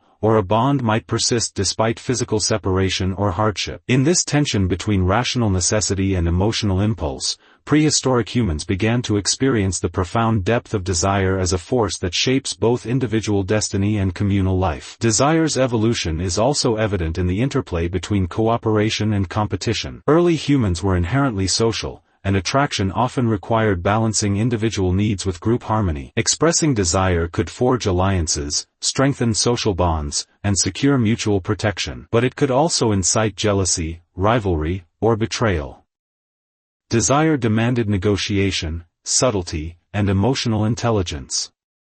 Understanding another's feelings, anticipating reactions, and managing one's own impulses were critical skills that influenced survival. Desire, in this sense, became a driver of cognitive sophistication, fostering empathy, foresight, and the ability to navigate the delicate dynamics of human connection. Art and storytelling served as extensions of desire, providing a medium through which emotions could be amplified, shared, and preserved. Carved figurines, painted cave walls, and oral narratives conveyed longing, admiration, and romantic idealization. These creations were not merely aesthetic, they encoded social knowledge, communicated values, and allowed desire to transcend immediate circumstances. By externalizing longing through art, early humans could both explore and regulate their emotions. Desire became not only a personal sensation but a cultural phenomenon, shaping traditions, reinforcing norms, and deepening the emotional landscape of prehistoric communities. The evolution of desire also transformed the experience of risk and vulnerability. Longing created exposure to disappointment, rejection, and grief. Yet it also heightened the intensity of reward, making connection, intimacy, and shared experience profoundly meaningful. Desire forced early humans to confront the unpredictable interplay between hope and loss, anticipation and reality. In this crucible, the earliest understanding of emotional pain and pleasure emerged, revealing the inseparable link between attachment and suffering. Humans began to realize that the depth of feeling is proportional to the risk of loss, and that enduring desire requires courage, patience, and emotional resilience. Finally, desire set the stage for love as a conscious, reflective force. It taught early humans that emotions are not merely reactions to circumstances but complex responses shaped by memory, imagination, and foresight. Desire was the bridge between instinct and reflection, between survival and self-awareness. It revealed the paradoxical nature of human emotion, that longing can inspire both joy and grief, that attachment can heal and wound, and that to be fully human is to navigate the delicate balance between connection and vulnerability. In the evolution of desire, early humans glimpsed the first traces of a profound truth, that love, in all its forms, is inseparable from the possibility of pain, and that to understand one is to understand the other. In the prehistoric world, desire was more than attraction, it was a catalyst for emotional, social, and cognitive evolution. It shaped decisions, forged bonds, influenced culture, and revealed the profound complexity of human life. The experience of longing, the recognition of risk, and the capacity for reflection transformed mere attachment into something deeply human, a force capable of nurturing communities, inspiring art, and illuminating the paradoxical beauty and pain of connection. Desire, in its earliest forms, was both the spark of love and the first encounter with its inevitable fragility. Heartbreak, as we understand it today, is not merely a modern affliction, it is deeply rooted in the earliest chapters of human experience. In prehistoric times, emotional bonds were crucial for survival. Attachment meant protection, shared resources, and the continuity of kinship lines. Yet attachment also carried vulnerability. The very bonds that nurtured life could be broken by absence, rejection, or loss, revealing one of the first profound lessons about the duality of love. The same force that comforts and sustains can also wound with unexpected intensity. In the fragile crucible of early human society, heartbreak was not an abstract concept, it was a tangible force with real consequences, shaping behavior, social bonds, and even survival strategies. The earliest heartbreaks likely arose from practical circumstances as much as emotional ones. Loss could occur when a partner died from disease, injury, or predation, leaving individuals to face the world alone. It could happen when resources shifted, forcing members of a group to separate or relocate. Rivalry within social groups also sparked the pain of unrequited desire, jealousy, and rejection. Early humans, though equipped with primitive cognitive tools, felt these losses deeply. The pain of separation was not only emotional but also a matter of survival, as the absence of a trusted companion could jeopardize food sharing, childcare, or protection against predators. Heartbreak, therefore, was both a psychological and practical reality. Anthropologically, heartbreak likely served an evolutionary purpose. Experiencing emotional pain when bonds were broken reinforced social cohesion and attachment strategies. It taught early humans which connections mattered most and encouraged them to invest in long-term relationships. Repeated heartbreaks may have promoted empathy, emotional intelligence, and an understanding of human unpredictability. They shaped early social norms, emphasizing loyalty, cooperation, and the consequences of betrayal or neglect. In this way, heartbreak was not merely suffering, it was a mechanism for learning, growth, and the refinement of human emotional architecture. Prehistoric humans also experienced heartbreak in more subtle, psychological ways. Longing for someone absent, unfulfilled desires, or the envy of another's connection could create a persistent ache that lingered in memory and imagination. Unlike physical wounds, these early emotional injuries were invisible, yet their effects were profound. They shaped future attachment strategies, influencing who individuals trusted, who they pursued, and how they navigated the delicate balance between risk and intimacy. These early lessons in disappointment and loss were essential for cultivating emotional resilience, teaching that vulnerability was inseparable from connection. Heartbreak, even in its earliest forms, was inseparable from reflection. Prehistoric humans were capable of imagining scenarios, anticipating loss, and replaying memories of attachment. This cognitive ability allowed them to mourn absent companions, replay moments of rejection, and anticipate potential conflicts in relationships. The emotional landscape was complex. Love, desire, disappointment, and fear intertwined in ways that mirrored modern experiences. The first heartbreaks were both intensely personal and socially significant, revealing the earliest understanding of human emotional depth. The environmental and societal context amplified the intensity of heartbreak. In small, interdependent communities, the absence or rejection of a companion could destabilize more than just personal well-being. It could disrupt group cooperation, challenge alliances, and even threaten survival. Early humans learned that heartbreak was not solely an internal experience, it had external consequences. The pain of losing a partner could ripple through the social structure, altering group dynamics, resource distribution, and even the likelihood of communal success. In this sense, heartbreak was both a private sorrow and a social event, intricately woven into the fabric of prehistoric life. Culturally, heartbreak began to find expression in the earliest forms of art and ritual. While we may never know the exact nature of prehistoric mourning, evidence suggests that humans created symbolic gestures, objects, and ceremonies to process loss. Grief and longing were externalized through carvings, funerary practices, and oral narratives. By giving form to heartbreak, early humans could share their experiences, preserve memory, and cultivate collective understanding. Ritual and art allowed them to transform emotional pain into a medium of reflection, learning, and connection, bridging the gap between personal suffering and social empathy. Heartbreak also influenced mate selection and social strategy. Experiencing rejection or loss taught early humans about compatibility, trust, and the consequences of misaligned desires.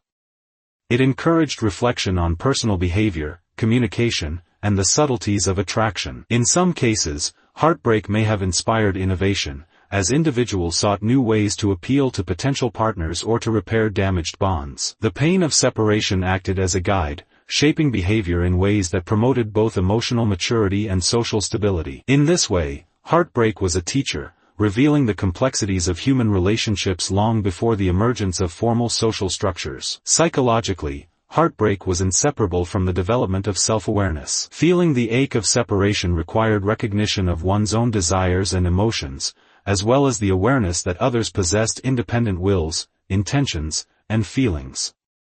Early humans discovered that emotional bonds were reciprocal. Love and attachment could not be imposed but had to be nurtured. Rejection, betrayal, or loss forced reflection on the limits of influence and control, laying the groundwork for moral understanding, empathy, and the intricate calculus of human social life. Heartbreak became an instrument for introspection, illuminating the boundaries of the self and the interdependence of human connection. Even amidst the pain of heartbreak, there was beauty and insight. The earliest humans learned that emotional suffering deepened appreciation for joy, intimacy, and the fragile moments of connection. Pain revealed the stakes of attachment and the value of trust, loyalty, and shared experience. It taught that love was not merely pleasurable but meaningful precisely because it carried risk. The awareness of potential loss magnified the intensity of connection, transforming fleeting moments into experiences that were emotionally resonant and enduring in memory. Heartbreak, paradoxically, became a source of depth, perspective, and emotional richness. In the narrative of prehistoric life,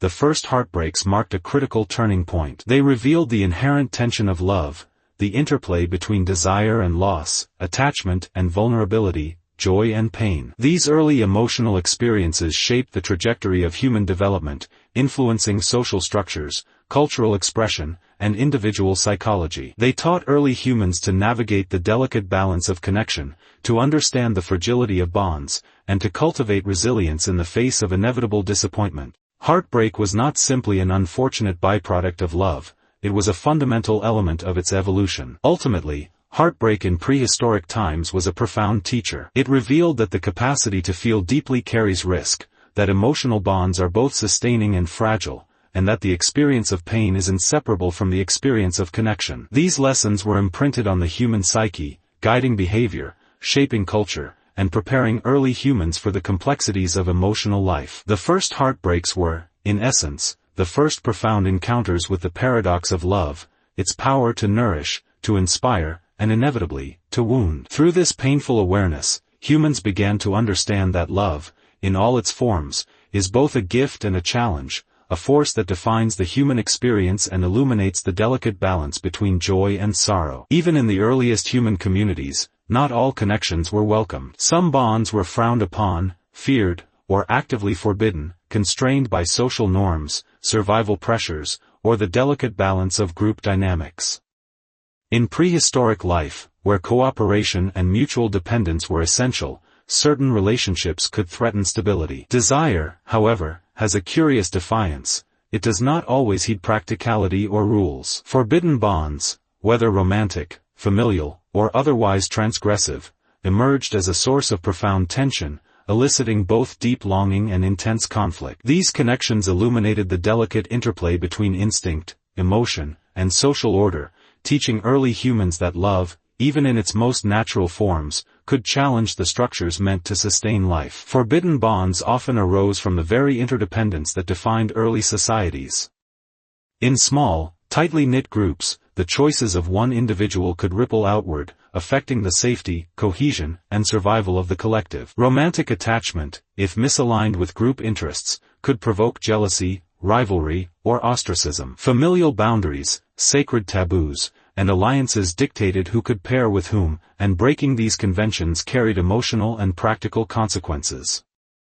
Early humans learned, sometimes painfully, that desire was not simply a personal affair, it was enmeshed in a web of obligations, expectations, and the invisible threads that held communities together. Love, when forbidden, became a paradox, deeply natural, yet socially perilous. The emotional intensity of forbidden bonds was often magnified by secrecy. Hidden glances, stolen touches, and unspoken longing infused these relationships with a charged intimacy. The very act of concealment heightened desire, transforming ordinary attachment into a clandestine and almost ritualized experience. Prehistoric humans, already attuned to subtle social cues, learned to navigate this delicate terrain, balancing passion with caution. The thrill of forbidden connection was intertwined with fear, the fear of discovery, reprisal, or social rejection. In this tension, desire became a mirror, reflecting the power of the human heart to both defy and succumb to circumstance. Anthropologically, forbidden bonds shed light on the early evolution of social rules. They revealed that emotional experience is not solely an internal phenomenon but also a social negotiation. Humans, even in their earliest forms,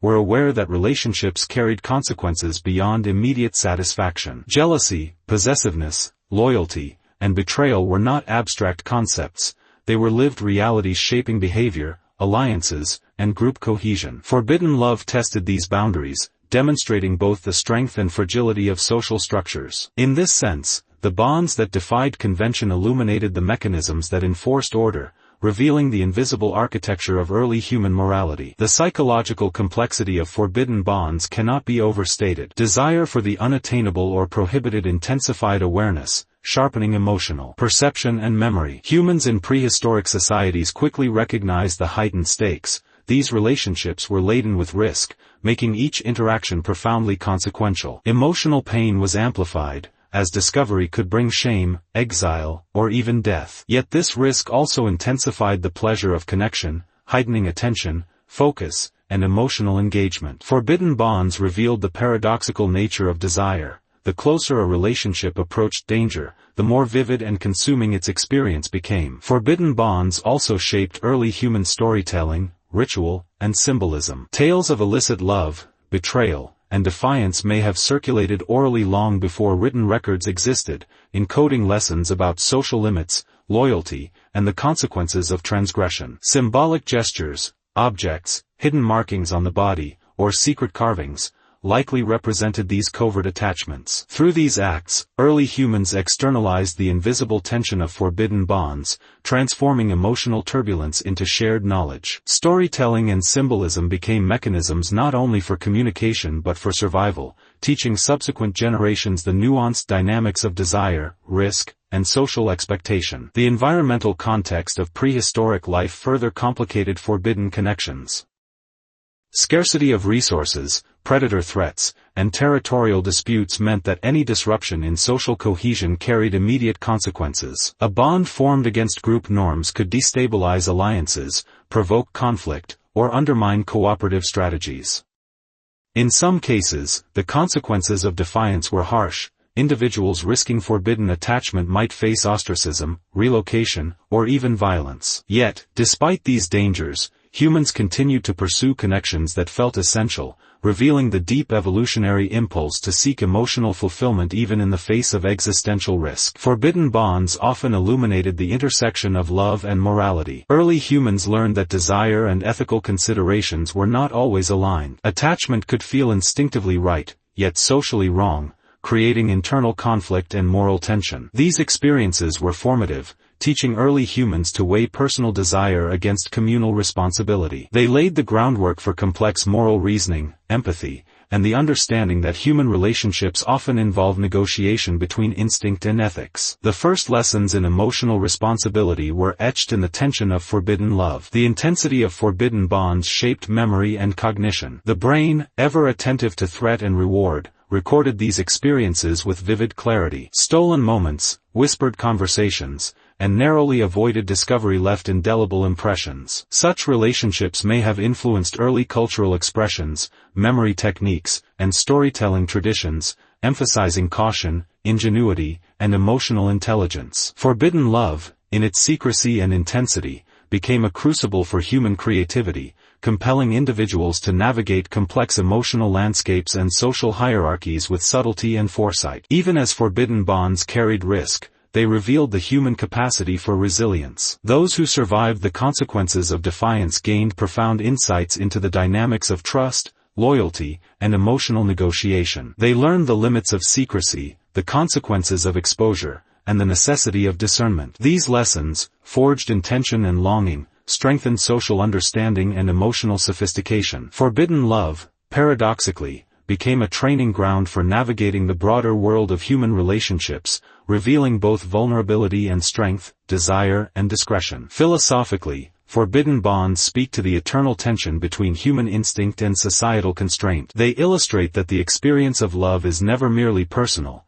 it is bound up in ethics, community, and survival. From the earliest days of humanity, individuals confronted the paradox of longing for what is prohibited, recognizing both the pleasure and peril inherent in desire. These experiences shape not only behavior but consciousness, nurturing reflection, self-awareness, and the ability to navigate moral complexity. In this way, forbidden bonds were not merely moments of passion, they were profound teachers of human nature. In the narrative of prehistoric life, forbidden bonds reveal the paradoxical nature of love itself, a force capable of inspiring devotion, courage, and ingenuity while simultaneously provoking risk, suffering, and conflict. These relationships demonstrate that emotional experience is inseparable from social context, that desire exists within a lattice of rules and expectations, and that the consequences of attachment extend far beyond the individual. Forbidden bonds illuminate the tension between the heart's impulse and the demands of the collective, revealing that love, even in its most natural form, is never free from consequence. Ultimately, forbidden bonds in prehistoric societies teach us that love is a complex interplay of risk and reward. They remind us that emotional intensity often emerges where desire collides with constraint, that vulnerability is inseparable from connection, and that the first lessons of longing, risk, and social consequence are as old as humanity itself. In the echoes of these early transgressions, we glimpse the timeless struggle of the human heart to seek connection, to defy danger, and to navigate the delicate, often painful, but profoundly meaningful territory where love and risk converge. In the fragile tapestry of early human communities, trust was both precious and precarious. Prehistoric life demanded cooperation, yet the bonds that enabled survival were delicate, easily disrupted by self-interest, fear, or desire. Betrayal, whether subtle or overt, could ripple through a group with devastating consequences, undermining cohesion and jeopardizing survival. In the context of love, betrayal became particularly potent, a collision of vulnerability, expectation, and emotion. When attachment intertwined with trust, its violation cut deeply, teaching early humans that love was not simply a source of joy but a domain where profound hurt could emerge. The first experiences of betrayal forged emotional patterns that echo through millennia, revealing the enduring fragility of the human heart. Trust in prehistoric societies was grounded in mutual reliance. Each member of a group depended on others for food, protection, and knowledge. Bonds of affection, whether romantic, familial, or platonic, were therefore entwined with practical survival. When one person betrayed another, the consequences were rarely abstract. Stealing food, violating social norms, or abandoning a partner in a moment of danger could provoke cascading effects, hunger, injury, or death. Emotional betrayal, such as deceit, infidelity, or broken promises, added a subtler yet equally disruptive layer. It introduced uncertainty into relationships, teaching early humans that trust was both vital and vulnerable, a fragile bridge between hearts that required constant care. The experience of betrayal intensified emotional awareness. Early humans quickly recognized the sharp contrast between expectation and reality, the heart's longing for connection versus the harsh reality of broken loyalty. Betrayal ignited feelings of anger, grief, and confusion, often magnifying the significance of previously ordinary interactions. Stolen glances, unspoken agreements, or minor slights became imbued with new meaning as individuals re-evaluated the reliability of those around them. In this heightened state of emotional vigilance, humans learned to navigate relationships with caution, weighing instinct against observation, desire against discernment. Each act of betrayal became a lesson in emotional resilience and social perception. Betrayal in the context of love carried a unique intensity. Romantic attachment demanded vulnerability, placing the heart in a position of both hope and risk. The discovery that a partner had violated trust, through deception, infidelity, or hidden motives, was a profound emotional shock. In prehistoric life, such betrayals could provoke not only heartbreak but tangible danger. Rivalry over mates could escalate into conflict, threats to survival, or even expulsion from the group. The intertwining of emotional and practical stakes heightened the consequences, reinforcing the lesson that love, while essential, was never free from peril. Emotional risk and survival risk often intersected, creating a crucible in which human feelings and social instincts were forged. Anthropologically, betrayal reveals the mechanisms that governed early social order. Humans evolved intricate norms to regulate behavior, mitigate conflict, and preserve cohesion. Acts of deception, infidelity, or disloyalty were met with sanctions, ostracism, punishment, or public censure. These responses were not purely moralistic. They were adaptive, reinforcing behaviors that sustained group survival. Love, when violated, became a lens through which the early human mind evaluated fairness, loyalty, and social reliability. Betrayal was a disruptive force, yes, but it also served as a mirror reflecting the values, expectations, and consequences embedded within human communities. The psychological dimensions of betrayal are profound and enduring. Early humans experienced what modern science now recognizes as complex emotional processing, the simultaneous engagement of grief, anger, fear, and reflection. Betrayal prompted not only emotional pain but cognitive recalibration. Memories were sharpened, vigilance heightened, and decision-making influenced by prior experience. Individuals learned to anticipate deceit, to interpret subtle signals, and to protect emotional investment. In this way, betrayal functioned as a catalyst for emotional intelligence, teaching lessons about empathy, anticipation, and the intricate dance of human relationships.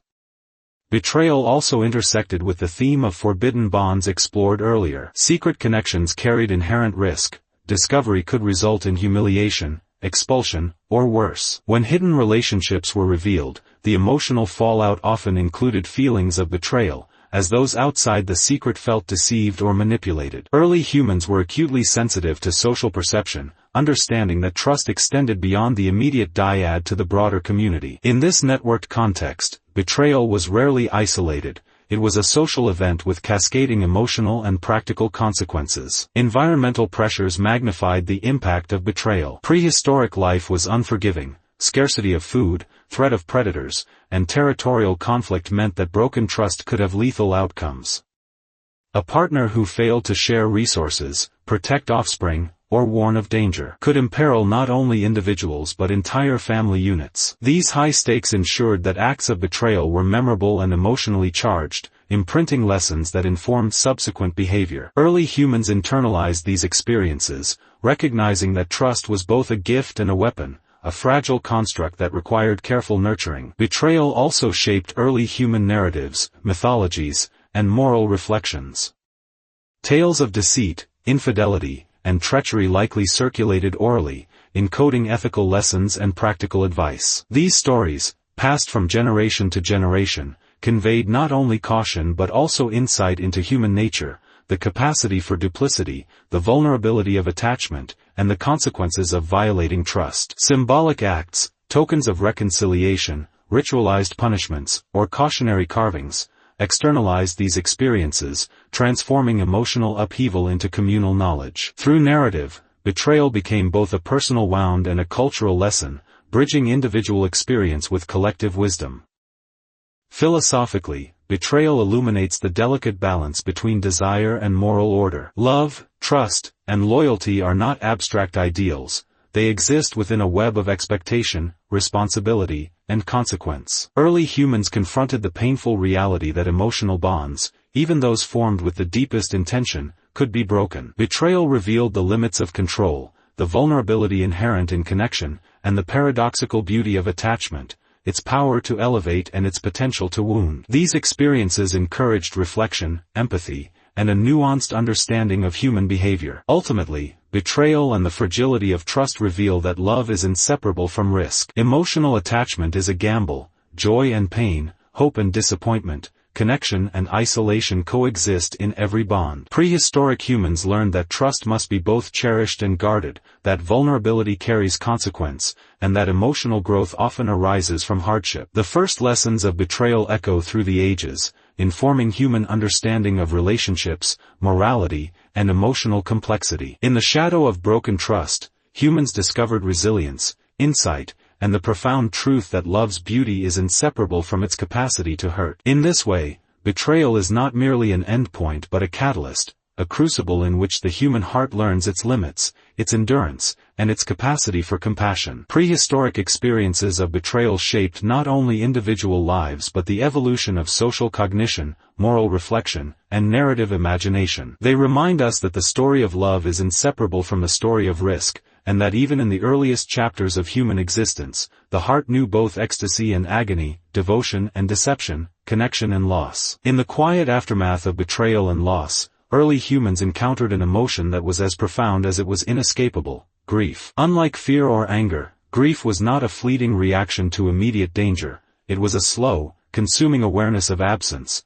a recognition that someone or something essential was gone forever. The first experiences of grief in human history were closely entwined with love, attachment, and survival. When a beloved companion or a family member disappeared, through death, separation, or violence, the human mind had to grapple not only with practical consequences but with the sudden, painful void left behind. This was an emotion that required time, reflection, and endurance, a silent teacher that revealed the depths of human emotional capacity. Grief forced early humans to confront impermanence in a world that offered no guarantees. Life in prehistoric times was precarious. Predators, disease, and environmental instability meant that attachment was constantly shadowed by risk. Yet it was the emotional sting of grief that made loss truly comprehensible. A mate taken by disease, a child lost to a predator, or a close companion who failed to return from a hunt created a profound rupture in perception. The human mind, already attuned to social bonds, began to map these absences,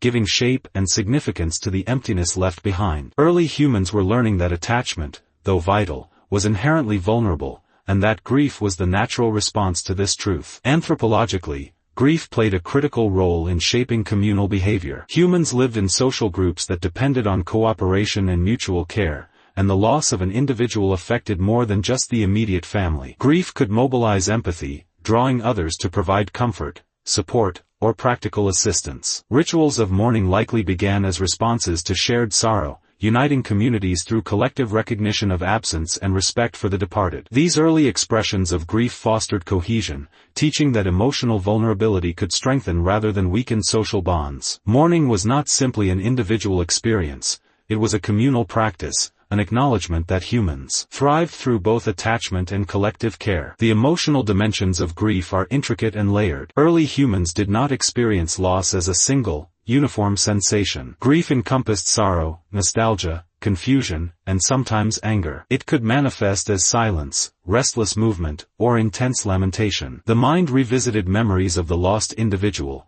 replaying shared experiences with a mix of longing and melancholy. Even in prehistoric times, humans understood that grief was not merely emotional but cognitive, a way of processing absence, integrating loss into memory, and reorienting behavior in response to changed circumstances. It taught them to cherish connection, anticipate vulnerability, and respect the fragile threads of life. Love and grief were inextricably linked. The intensity of grief mirrored the depth of attachment, revealing that the human capacity to suffer was directly proportional to the capacity to love. The pain of loss was not simply an obstacle to survival, it was an affirmation of the significance of the bond that had been broken. Early humans learned that emotional investment carried both rewards and consequences. Love elevated existence, offering joy, security, and shared experience, yet it also exposed the heart to the sharp edge of absence. Grief was the price paid for attachment, the shadow cast by the light of human connection. Environmental and practical factors intensified grief. In prehistoric societies, the loss of a skilled hunter, gatherer, or healer could imperil a family or tribe. The emotional pain of absence was coupled with practical stressors, scarcity of resources, increased vulnerability to threats, and the need to reorganize communal responsibilities. Grief thus served a dual function. It was both an emotional expression and a cognitive signal, alerting humans to the broader consequences of loss. The mourning process guided behavior, prompting vigilance, adaptation, and an understanding of the interdependence that defined early human life. Grief also catalyzed the development of symbolic thought. Early humans may have left tokens, marks, or arrangements to commemorate those who had passed. Stones, bones, or simple carvings could represent absence, memory, or reverence, giving tangible form to intangible emotions. These practices reveal that grief was not solely an internal state but a social and cultural phenomenon. Through commemoration, early humans externalized their sorrow, preserving memory, transmitting values, and creating frameworks for understanding life and death. The emergence of ritual and symbolism demonstrates that grief was a profound driver of human creativity, reflection, and philosophical thought. Philosophically, grief confronted humans with the inevitability of impermanence. It demanded contemplation of mortality, attachment, and the fleeting nature of existence. Early humans, witnessing the cyclical interplay of birth and death, began to grapple with questions of meaning, purpose, and legacy. Grief encouraged reflection. What is the value of connection when it can be so easily severed? How should one live knowing that loss is unavoidable? These early encounters with sorrow laid the groundwork for enduring human inquiries into love, life, and the human condition, bridging the emotional with the philosophical. The first grief also shaped memory and identity. Remembering the lost became a way to maintain connection, ensuring that the departed continued to influence life and behavior. Memories of shared experiences guided social interactions, reinforced moral lessons, and informed future attachments. In this way, grief was transformative. It reshaped the internal world of early humans, fostering resilience, empathy, and awareness. Through mourning, humans integrated loss into the narrative of life, developing both emotional depth and social sophistication. Ultimately, the first grief revealed the complexity and beauty of the human emotional spectrum. It illuminated the profound connection between attachment and vulnerability, joy and sorrow, presence and absence. Early humans learned that to love was to risk loss, and to grieve was to honor the depth of attachment. Grief was not weakness, it was evidence of human depth, an acknowledgement that emotions are the compass guiding our lives through uncertainty and impermanence. It was a silent teacher, imparting wisdom about survival, community, and the heart's capacity to endure. In the quiet spaces of loss, early humans discovered the universality of grief, the realization that absence is an inevitable companion of life. This emotion became woven into the fabric of human experience, shaping behavior, narrative, and reflection for millennia to come. In understanding grief, they glimpsed the profound interconnection between love, attachment, and mortality, and the enduring truth that the human heart is capable of both immense joy and profound sorrow. Even as grief settled into the quiet corners of early human experience, love, its source and counterpart, left marks that endured far beyond individual lifetimes. These imprints were not merely emotional traces, they were the shaping forces behind memory, culture, and identity. Early humans, bound together by attachment and shared experience, discovered that love could outlive absence, forming invisible threads that connected the living to the departed, the past to the present, and individuals to the larger narrative of their communities. In a world marked by fragility and uncertainty, the permanence of love's imprint provided both solace and guidance. Love's influence was evident in the ways early humans memorialized one another. The burial of companions with care and attention, the placement of objects, the gentle shaping of resting places, these were tangible expressions of affection that transcended immediate survival needs. Archaeological evidence shows that even tens of thousands of years ago, humans went to extraordinary lengths to honor those they had loved. A stone carefully placed, a shell ornamented with intention, or a handprint etched into the earth served as enduring tokens, silently communicating the depth of attachment. Love, in this sense, became a bridge between the ephemeral and the eternal, leaving traces that could be perceived, remembered, and revered by those who followed. The imprint of love also influenced social cohesion. Affection and attachment were not only private experiences but mechanisms that shaped collective life. Bonds between mates, parents, siblings, and friends established trust, cooperation, and reciprocity, elements essential for survival in a harsh and unpredictable environment. Early humans quickly realized that love was not merely pleasurable, it was functional. It created networks of care, strengthened alliances, and encouraged collaboration in the face of adversity. The emotional imprint of love thus became intertwined with practical necessity, demonstrating that human hearts were simultaneously vessels of feeling and engines of societal resilience. Love left traces in memory, embedding lessons and shaping decision-making. Humans, with their growing cognitive abilities, could recall past attachments and let them guide present behavior. Remembering the tenderness of care or the pain of separation informed future interactions, promoting empathy and emotional intelligence. These memories were not static, they were dynamic, evolving with each retelling and reflection. Early humans learned that love's imprint could serve as both compass and anchor, directing choices and sustaining connection even when the loved one was absent or gone. The human mind, capable of extraordinary reflection, recognized that affection was a force whose significance extended far beyond the immediate moment. Love's imprint also manifested in storytelling. Oral traditions, myth, and shared narrative were shaped by the experiences of attachment and loss. Tales of heroic mates, devoted companions, and parental sacrifice carried more than entertainment. They preserved lessons about loyalty, courage, and the human capacity to endure. These narratives encoded values, warning against neglect, celebrating devotion, and illustrating the consequences of broken bonds. By weaving love into story, early humans ensured that attachment remained a guiding principle, not merely a fleeting emotion. The imprint of love became a repository of collective wisdom, passed down across generations through voice, memory, and ritual. The philosophical implications of love's lasting imprint are profound. Love, by creating bonds that survived absence, challenged humans to confront the nature of permanence and impermanence simultaneously. It revealed that while life is fragile, experiences of deep connection are durable, echoing through memory, culture, and behavior. Early humans began to understand that love was a force that could shape identity and purpose, linking individuals to each other and to the larger narrative of existence.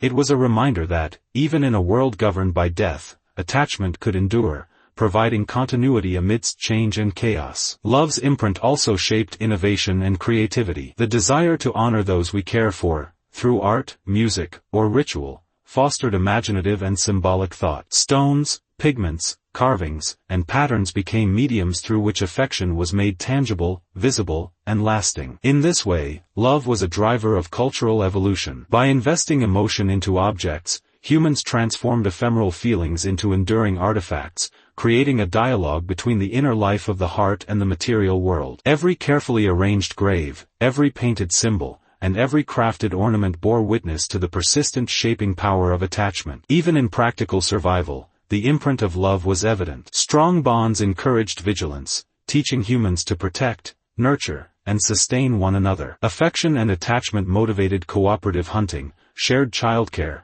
and communal defense, increasing the likelihood of survival for both individuals and groups. Love, therefore, was not simply a private emotion, it was an adaptive force, shaping behavior in ways that reinforced community resilience and continuity. The imprint of care extended beyond the individual, influencing the fate of entire social networks. Cognitively, humans began to recognize patterns of attachment and absence. They observed the consequences of neglect and loss, learning that love required attention, reciprocity, and maintenance. The imprint of love was thus a teacher, revealing the responsibilities inherent in emotional investment. Early humans internalized these lessons, integrating them into personal ethics, communal norms, and moral understanding. Attachment was not only about pleasure or companionship, it was about recognizing and sustaining the interdependence that defined early human life. Finally, love's imprint was the prelude to hope. Even in the shadow of grief, the persistence of emotional connection offered solace and reassurance.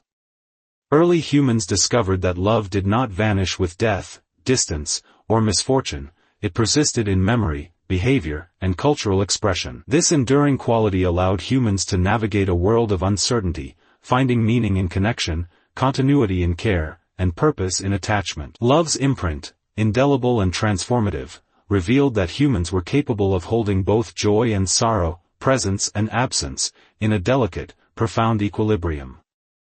Through these early experiences, love became an invisible architecture of human life. It shaped memory, guided behavior, informed culture, and inspired reflection. The imprints left by attachment were the foundation upon which humans built identity, community, and understanding. They revealed that while grief teaches the depth of loss, love leaves enduring traces that echo across time, a testament to the resilience, creativity, and profound emotional complexity of our species.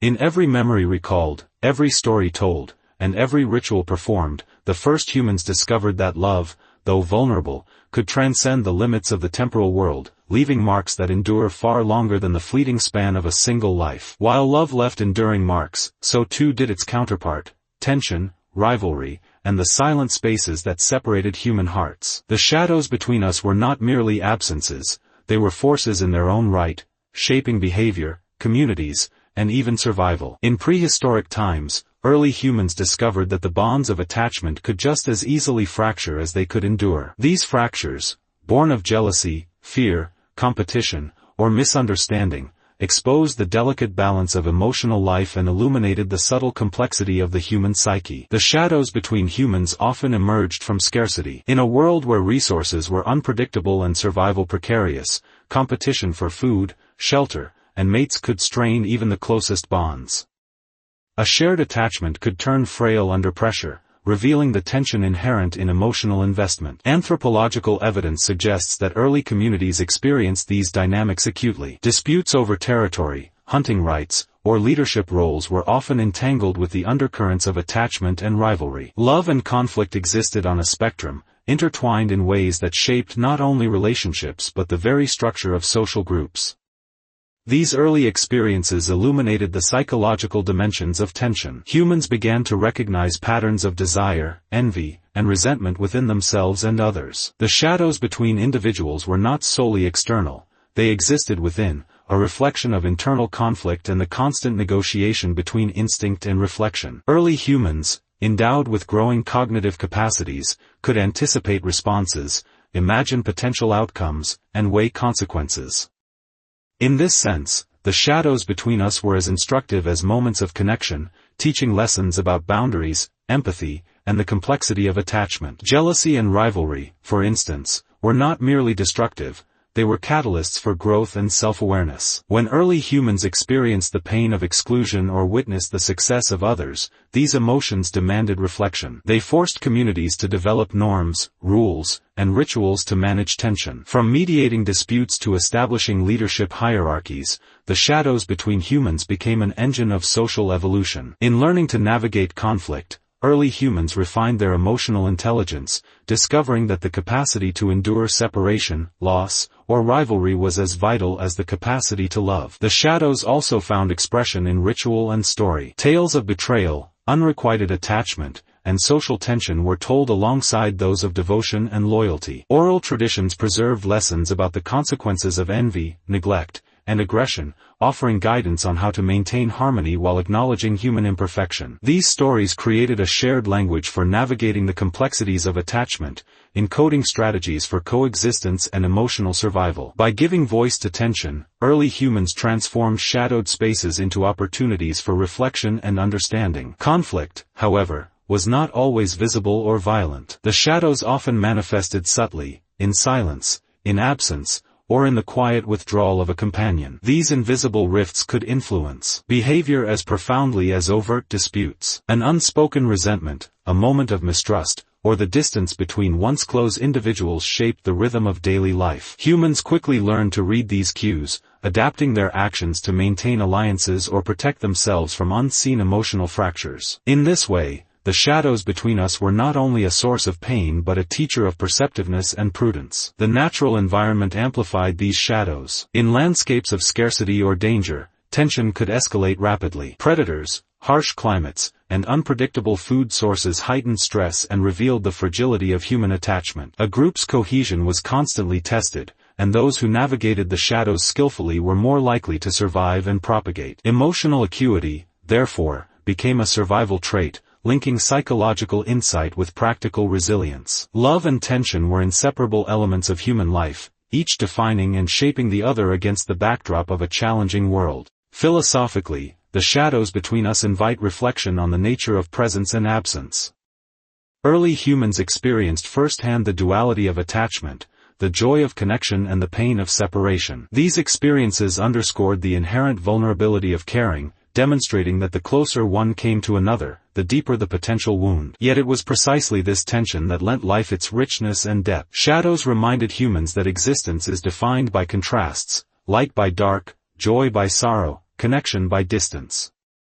By learning to navigate these spaces, early humans began to cultivate resilience, understanding that the human heart must embrace both intimacy and isolation to flourish. Even the smallest moments carried the weight of the shadows. A glance avoided, a gesture withheld, or a companion lost to distance could ripple through a community. Early humans observed these ripples and learned to anticipate the emotional consequences of their actions. They discovered that the shadows between us were both deterrent and guide, shaping social norms, moral expectations, and interpersonal behavior. Emotional intelligence, empathy, and diplomacy became as critical as physical prowess for survival, illustrating that the human heart was both fragile and formidable, capable of profound attachment yet acutely sensitive to separation. Art and symbolism also captured these tensions. Cave paintings, carvings, and ritual objects reflected not only devotion but conflict, absence, and estrangement. Symbols representing separation, loss, or rivalry coexisted with those of union and celebration,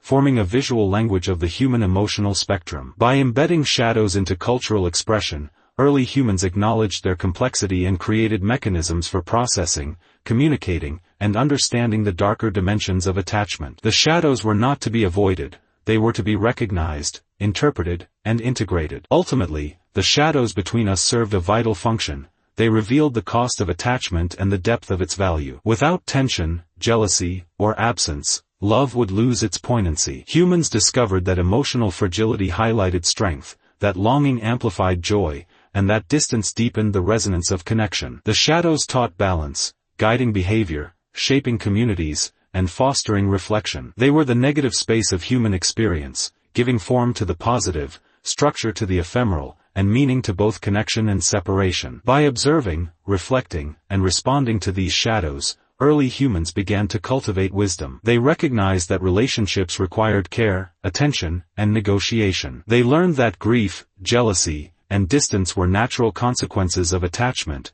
not failures of character. The shadows between us were both challenge and teacher, inviting humans to navigate complexity, develop resilience, and cherish connection with heightened awareness. In this interplay of presence and absence, light and dark, the human heart began to comprehend the full spectrum of attachment. In the end, the shadows between us reveal a timeless truth: love and pain, closeness and distance, joy and sorrow are inseparable. They coexist in an intricate dance, shaping the human experience across millennia. Early humans learned that to embrace attachment fully is to embrace its shadows, understanding that the depth of connection is measured as much by the potential for loss as by the pleasure of union. In this realization, they discovered the paradoxical beauty of emotional life, that the spaces between us, though often painful, are as vital, instructive, and transformative as the bonds that unite us.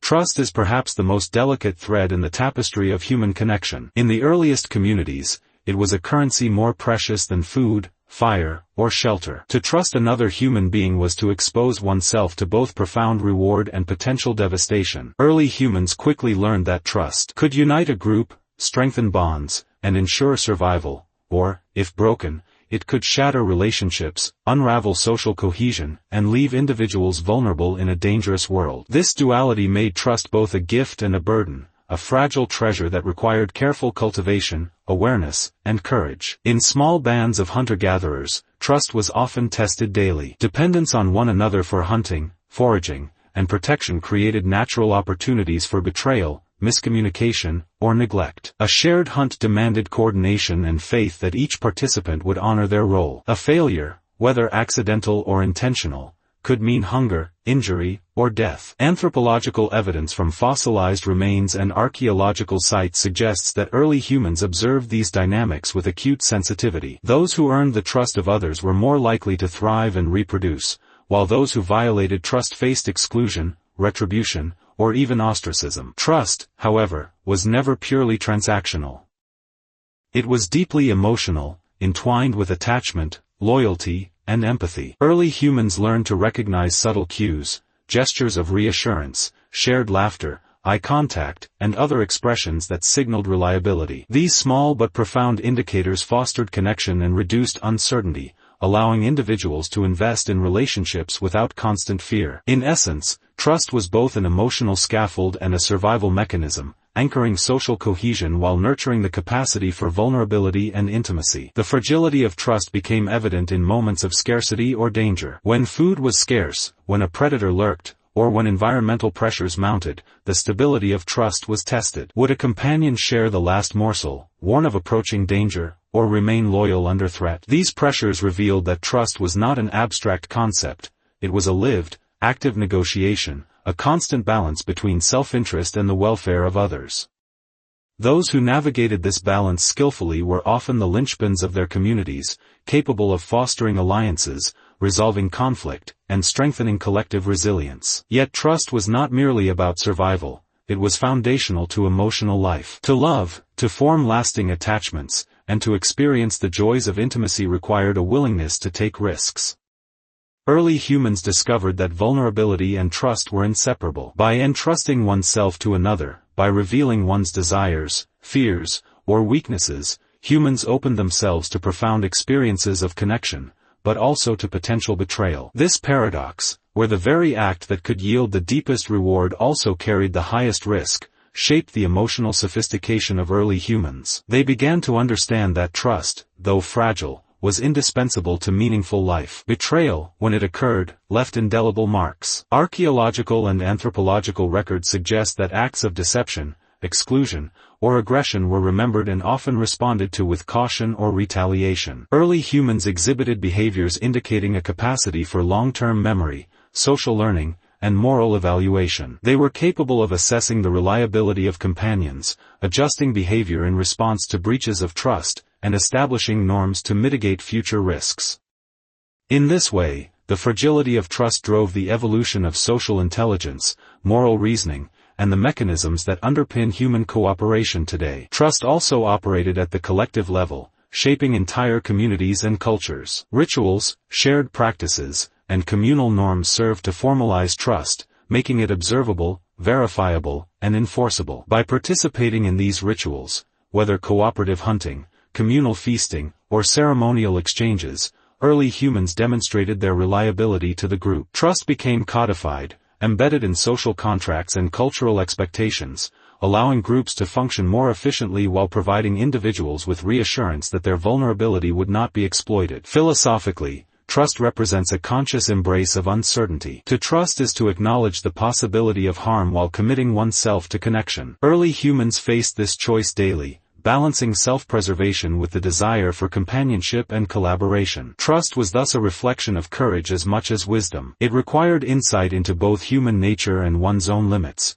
an understanding that the rewards of relational investment could only be realized by navigating the inherent risks with care and awareness. The physical environment magnified the stakes of trust. In a world of unpredictable weather, dangerous wildlife, and fluctuating resources, reliance on others could mean the difference between survival and catastrophe. Trust allowed early humans to coordinate complex tasks, share knowledge, and collectively confront environmental challenges that would have been insurmountable alone. Without trust, communities fragmented, leaving individuals exposed to both external threats and the internal chaos of social uncertainty. With trust, however, humans could achieve feats that transcended individual capability, laying the foundation for culture, innovation, and shared progress. Trust was also intimately connected to memory and storytelling. By remembering who was reliable, who had betrayed, and who had acted with courage, early humans created a living archive of social knowledge. Stories of loyalty, sacrifice, and betrayal were shared, passed down through generations, and encoded in cultural practices. These narratives not only preserved lessons about trust but also reinforced social norms, offering guidance on how to navigate the delicate balance between vulnerability and self-protection. In this way, trust became both a personal and collective project, deeply entwined with memory, culture, and moral reasoning. Importantly, trust was reciprocal. It was not merely given, it was earned, maintained, and reinforced through consistent action. Early humans recognized the need for mutual investment, observing that one-sided trust led to imbalance, resentment, and eventual fracture. This reciprocity laid the groundwork for more complex social contracts, alliances, and ethical frameworks. By participating in cycles of giving and receiving trust, humans cultivated relationships that were resilient, adaptive, and capable of supporting both individual well-being and group cohesion. Even small gestures could carry immense weight in building trust. Sharing food, offering protection, maintaining promises, and providing comfort in times of fear were acts that reinforced reliability. Conversely, neglect, deception, or exploitation eroded trust, sometimes irreparably. Early humans discovered that trust was not static, it was dynamic, constantly reinforced or weakened by behavior, observation, and reflection. It demanded attentiveness, patience, and emotional intelligence, qualities that would come to define the sophistication of human social life. Ultimately, the fragile gift of trust reveals a profound truth about human nature. Connection requires risk. Love, loyalty, and cooperation are inseparable from the potential for betrayal, disappointment, or loss. By navigating this tension, early humans cultivated resilience, emotional depth, and social intelligence. Trust became both a measure of character and a force of survival, a delicate yet indispensable element of human life. In the end, the human story is defined as much by acts of trust as by acts of love. Every bond, every alliance, and every shared endeavor rests upon the willingness to entrust oneself to another, to expose the self to uncertainty and to hope that the gift will be honored. This gift, fragile yet transformative, illuminates the essence of what it means to be human, capable of profound connection, yet always conscious of the shadowed risks that make that connection meaningful. In embracing trust, early humans discovered the delicate balance between vulnerability and strength, forging bonds that would shape the trajectory of civilization itself. Love is among the oldest, most enduring forces that shape human existence. Across the millennia, it has inspired creation and destruction alike, forging bonds that transcend geography, circumstance, and even time itself. In the earliest human societies, love was more than emotion,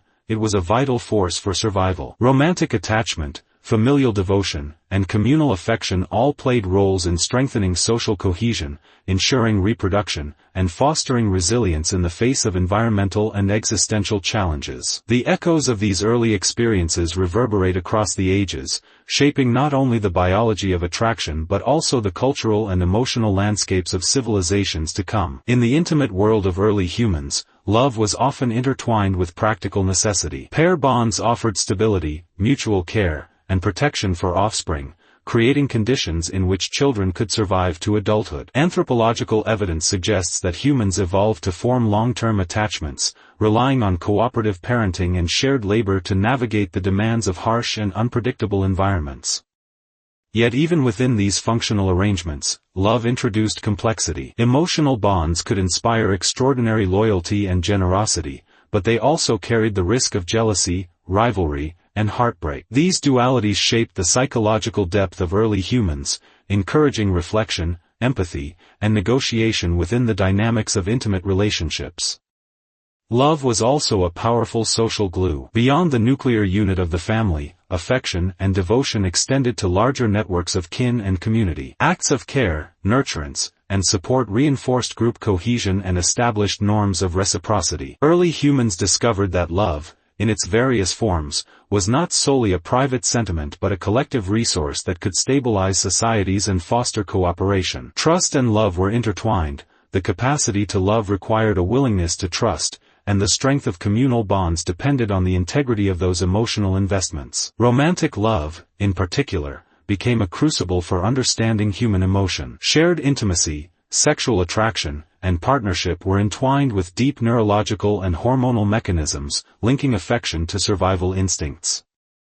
Oxytocin and dopamine reinforced attachment, creating patterns of reward that encouraged pair bonding and caregiving. Love became both a biological imperative and a deeply personal experience, a force capable of motivating extraordinary acts of generosity, courage, and sacrifice. At the same time, the intensity of romantic attachment exposed individuals to vulnerability, heartbreak, and betrayal, teaching early humans lessons about resilience, patience, and the complexity of the human heart. Family bonds, equally profound, shaped the trajectory of civilization. Parents' devotion to offspring ensured the transfer of knowledge, cultural norms, and survival skills. Siblings and extended kin networks provided emotional support and mutual protection. Anthropological research suggests that cooperative childrearing practices were critical to human evolution, allowing the sharing of resources and collective problem-solving. Love, in this context, was inseparable from survival. It fostered care, nurtured skill development,